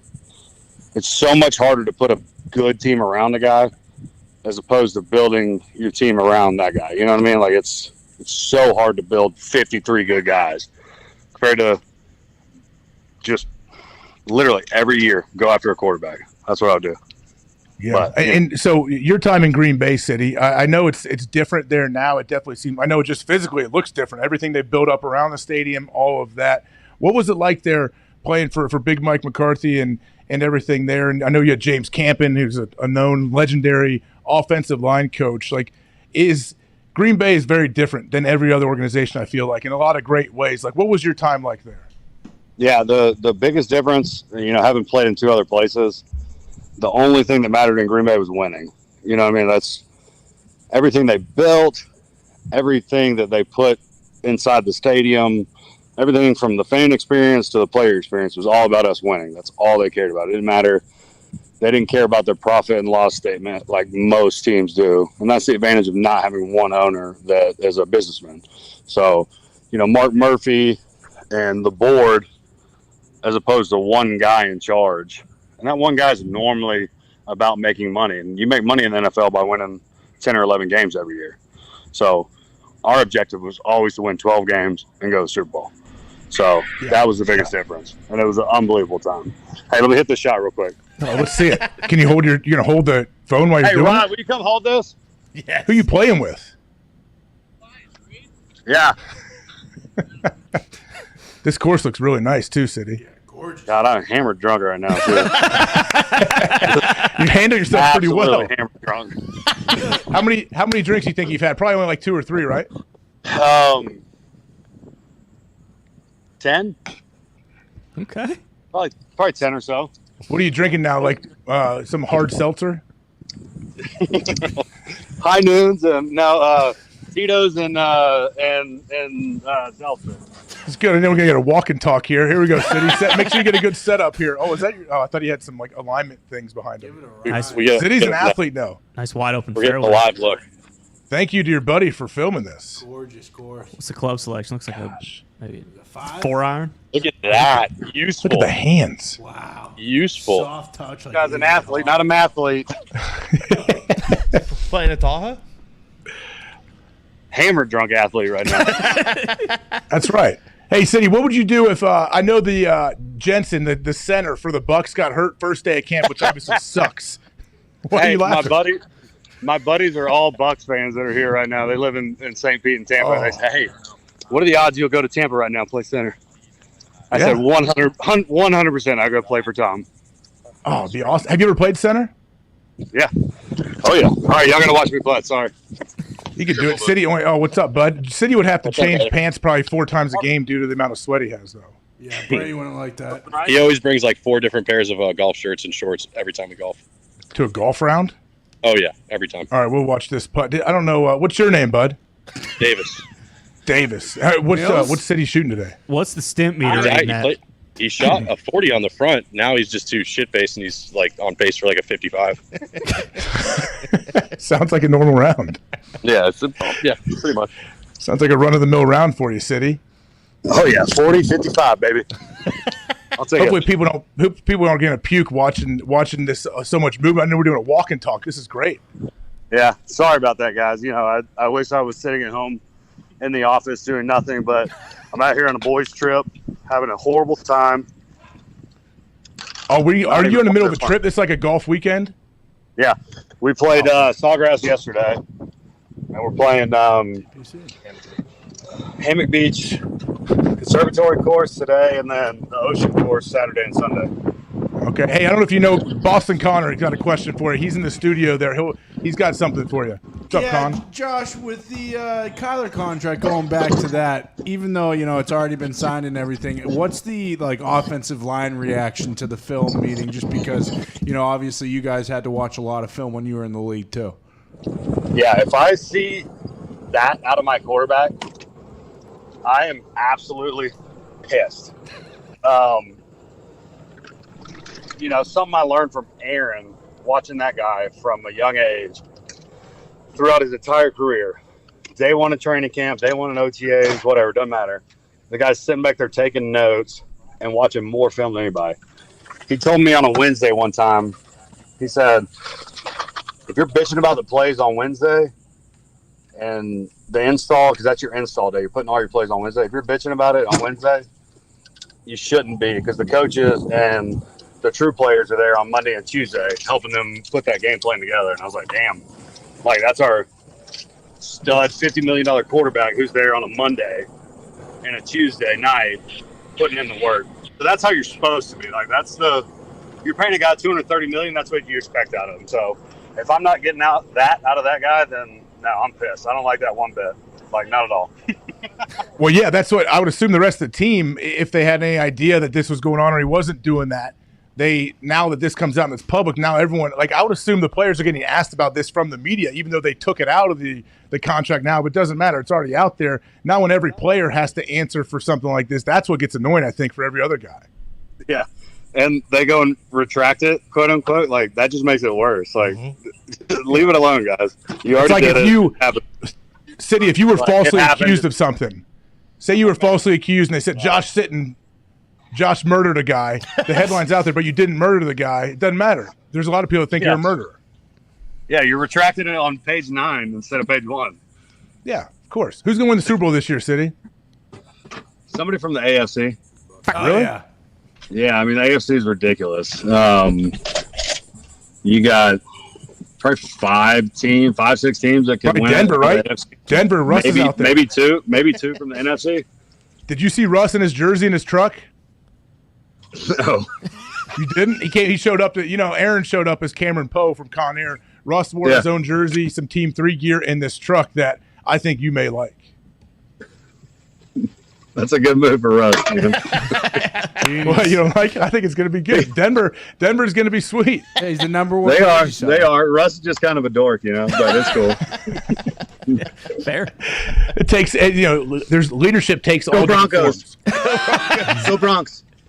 Let's How many times are you going to say go Bronx this year? 10,000 maybe? We'll see. Well, it depends how many wins they get, man. They might get a ton of wins. But also, Von Miller's out in Buffalo. That's an AFC team that should probably have a good chance to win it all, right? Yeah, I love those guys. I love Josh Allen. Guy's a player.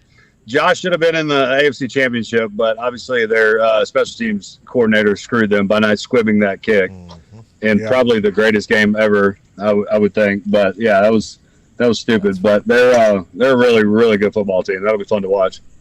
What about Von Miller? You think he still has plenty left in the tank? Have you ever come up against him and had to try to block that dude? I know you're a guard. He's usually rushing the edge. Yeah, a couple times. We played him in 2011 and occasionally on a stunt and stuff. But, when they're moving like that, they're kind of easy to block. But he's still got a little bit of juice in the tank. You could tell that his deal was very front end or back end loaded. So it's really not a $130 million deal or whatever. But he'll be worth it. I would think he'll get him 10 plus sacks. I would think he's still got that, and he's an awesome dude. Guy loves to go hunting, fishing. Love that guy. It's a chicken farmer, isn't he? He has his own chicken farm. Oh, I thought you were saying something else. Chicken, other F word. No, never, City. You know that. Hey, I got to tee off. Hold on, let my buddy grab it. Oh no, you're good. You can answer. My last question as you're hitting your shot. It'll be perfect. It'll be great. You're like Phil Mick. Phil Mick always talks to the camera too. Hey, what do you think about Live Golf? You gonna try to join? Yeah, dude, I love it. Pay him and let him go. I don't know why everybody's bitching about it. It's amazing. He's fine. I tell you what, you do a good job of keeping City in frame too. He's centered. It looks good. This is unbelievable. Oh yeah, you guys are fancy. What a nice course. Right in front of you, over there, out in front. Hey, City can hear me, right? City, what is Adam Gase just misunderstood? I know you played for him in Miami. He's an absolute psycho. But I love him. Love the guy. In a good way, you mean, right? During the season. Then what is he? He just not like? Does he not like the media? Gosh, you see that oak tree out there? Watch me hit this drive. You want second bunker, Josh? That second one? Second bunker. Hit a little baby fade. This is playing about 480 today. Yeah. Ooh, let's see it. Left to right. Ooh.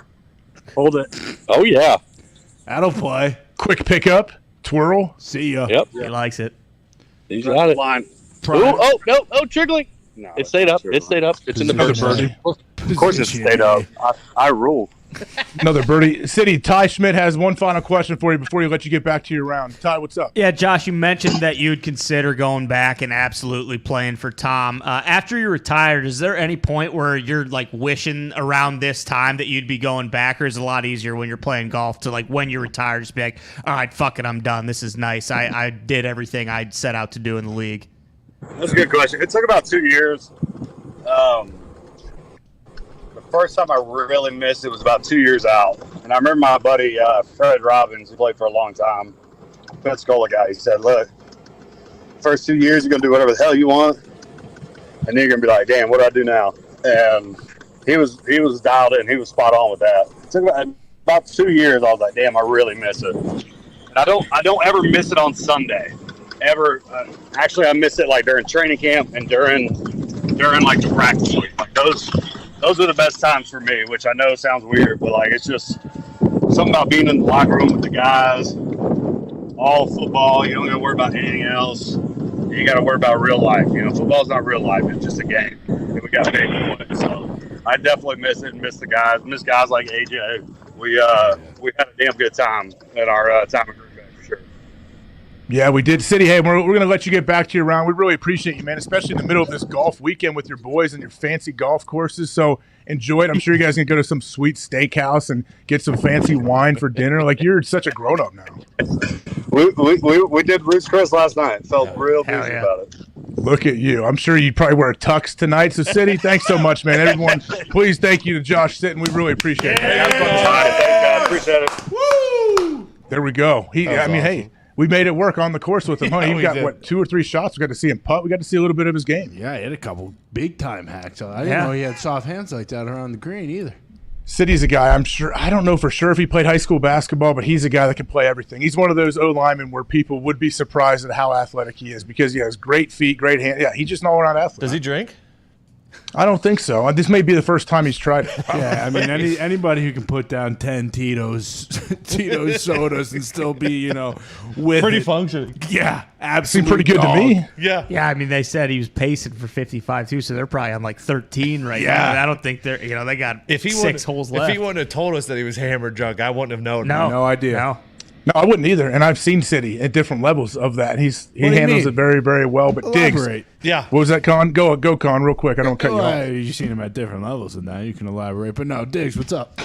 No, Diggs has a giveaway. I know we're gonna do yeah. you got to come up with a hashtag, Diggs, and we got to come up with a giveaway for everybody. Yes. Okay. Because we do giveaways on Friday. Of course. It is Friday. That's right. Mm-hmm. This week, the hashtag is #BumAssCorbin. Ooh. Okay, that's hashtag BumAssCorbin. Hashtag BumAssCorbin. As you know, Pat has a match with Corbin tomorrow night. SummerSlam. Beat his ass. Nashville, Tennessee, 8 o'clock on Peacock. What? All right, so hashtag BumAssCorbin, BumAssCorbin. Make sure you put your cash tag in the tweet. Just send our fearless leader some words of encouragement for his match this week. For this weekend. Some words of motivation for his match this week. And let him know what he's going to do to hashtag BumAssCorbin. We'll pick 10 winners for $500. That's hashtag BumAssCorbin. Put your cash tag in there. Send Pat some words of motivation, encouragement. You know what I'm talking about. 10 winners, $500. BumAssCorbin. Thank you. Did Diggs? Did you mean to match your shirt to your hat?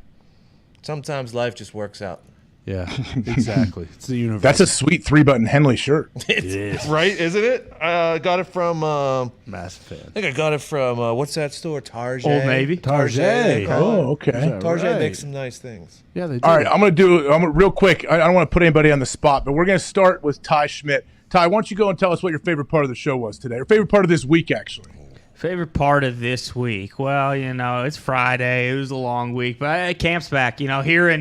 Hearing Schulte tell us that Romeo Doubs might be the best player in the NFL already, in his, second day of practice. It's got me wondering why we're even going to play an NFL season this year. It sounds like the Packers have already won the Super Bowl. They're already the best team. So, yeah, I'm pretty juiced up going into next week. Okay, well, congrats to the Packers on Ty claiming them Super Bowl champs. I hope that does come and happen. But, Nick, what about you back there behind the glass? Easily favorite part of this week, AJ, was the new Feel the Beat segment where we ripped around training camp with a bunch of different beat reporters. Mark DeBally from the Berg dropping it. Dog. Shout out to Sheena Quick down there in Carolina with some interesting news. Stroud. It was awesome. It was great. It felt like a real show, real informative. And, can't forget Tommy Curran, what a legend. Of course. He's the man. Zeke, what about you, man? My favorite part hasn't happened yet. It's going to be tomorrow when Pat puts a beat down on that bum-ass Corbin. Let's go! Hell yeah! There we go. What about you, Tone? My favorite part of the week, you know what? Not often does everyone agree on one thing in the same exact way. And everyone on this week agreed that Kyler Murray should be watching more film. And I feel like it brought everyone together. Yes, it did. I guess we had a common goal. We all had thoughts and opinions on the addendum and what Kyler should be doing, so good for you, Diggs. Con man, what about you? I know you feel like I left you out. What do you think? What did you like about this week? I would never feel left out, AJ, because I stay out of the box, But there are a lot of big things this week. We know. It's hard not to say that, football being back and the smells in the air. But I think by far and away my favorite part of this week was when you disconnected and lost your internet because I know you just wanted to go to the pool early in Ohio and you didn't actually lose your internet. But I thought that was a very, very very good way for you to escape doing the show. So I think that's probably one of my favorite moments of the week, especially just because you act all, I was here till midnight. I had to fix my internet. I couldn't turn the power on. Watching you kind of throw us for a loop and run us around this little, obstacle course of excuses that you put together is definitely my favorite part of the week. Creative by you.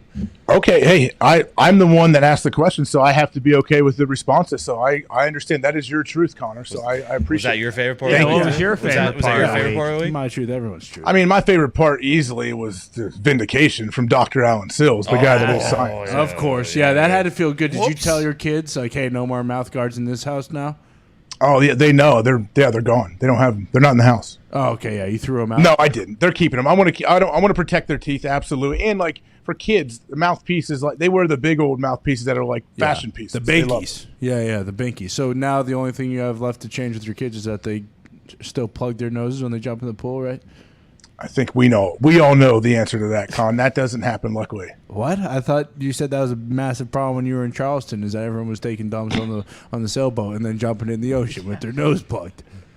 If kids were taking dumps on little boats and holding their nose on a consistent basis in the Hawk household, I may have to miss a few more shows and make sure that I go coach them up a little more. Oh, yeah. Put them through the old Hawk camp like Pistol used to do with you and the Piranhas. Mm-hmm. Hey, so what's coming up on Monday for us? So our next, I know at least by Monday, but I would imagine tomorrow or Sunday, some teams are putting pads on, right? Oh, yeah. I think pads for the teams that are in the Hall of Fame game and opening week this weekend, and then everyone else is next week. Yeah, Monday. So hopefully, I think Braves on Monday. Hopefully, we'll have a couple full like Donnybrook brawls that we're going to get to watch and kind of talk about, right? Massive brawls. Definitely got to keep an eye on Lions camp next week, strictly because anything that we see will be on Hard Knocks. Right.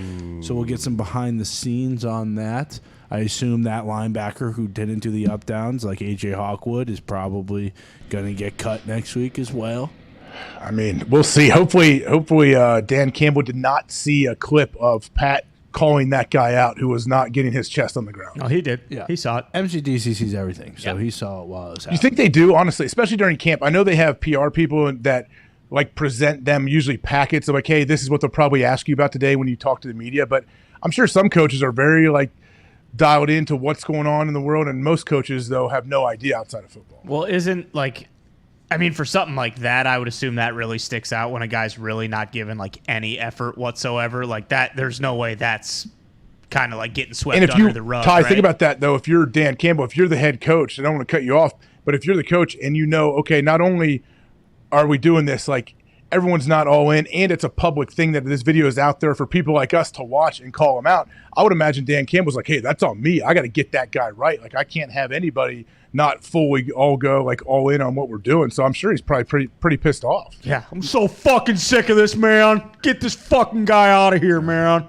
I wonder if Lou Holtz did up downs. I don't know if he did up downs. Actually, Lee Lilly one season was we were doing up downs, and Steve Berline broke his wrist and was out 6 games, and he couldn't play in the game for the Jules Shillelagh against USC. So we never did up downs after that.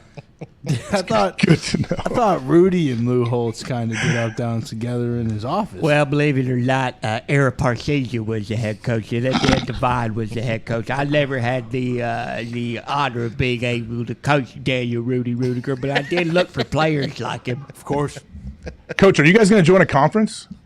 I don't know. Does someone want to pay me $70 million a year? Because until they do, we ain't joining shit. We're independents. We are Notre Dame. What if Lou legit started saying things like this? What do you mean? What do you mean? They have a better chance of slapping a target symbol on Touchdown Jesus' forehead than they do of us joining the conference before next year. Boom. Is Lou still on TV? Yeah, I don't know. Yeah, Dr. Lou and Mark May every fucking Saturday. Oh yeah, that's still happening. Yeah, it is. Yeah. That didn't stop 12 years ago. No, I don't think so. He's a staple. I think I watched that when I was in college. Oh yeah, I'm sure you did. It's been off the air for a while. Oh, Mandalou's still doing his thing, though, right? That's he's the man. Yeah, he's a beast. He's probably still doing speeches, I bet, to different teams. He gets paid big money, man. Big companies bring Lou in. He does the old newspaper magic trick to start, and then bam, he has him. I think he was at an event with that Pat went to. Yeah, he was a told him the speaker. Bumblebee story. Did he really? I think so, yeah. Was that a college game day, or was that just a No, that was just like a. I figured they might have wheeled him out for Notre Dame or something. Wheeled him. Notre Dame, Ohio State, week 1 this year. Here we go. You and Brady. Oh, you and Brady gonna have a bet? Loser has to wear the other's jersey on the next show. Yes. Yeah, we'll make sure to do that. Let's for go. Sure. Loser has to do Jeez. 100 up downs and 2,000 push-ups in 20 minutes. Yeah, we'll see. We'll see as the game gets closer, but we're winding this thing down. Appreciate you guys. Honestly, everyone back there. I know, Mitt, you've been killing it with Foxy out. We're thinking about you, Foxy. I know he's going through stuff. I know Goomp is in Canada. I have no idea exactly what how his situation is progressing with his future wife or his future in America. I hope it happens soon, but thank you, boys, for everything. Hey, great job, Good luck AJ. to Pat. That a baby. Great job, AJ. Good luck, Pat. Kick Corbin. Hashtag Bugmax Corbin, right? Yep. Yes. For the giveaway. Thank you guys so much. We'll be back over Action Monday. Pat will be here. See you.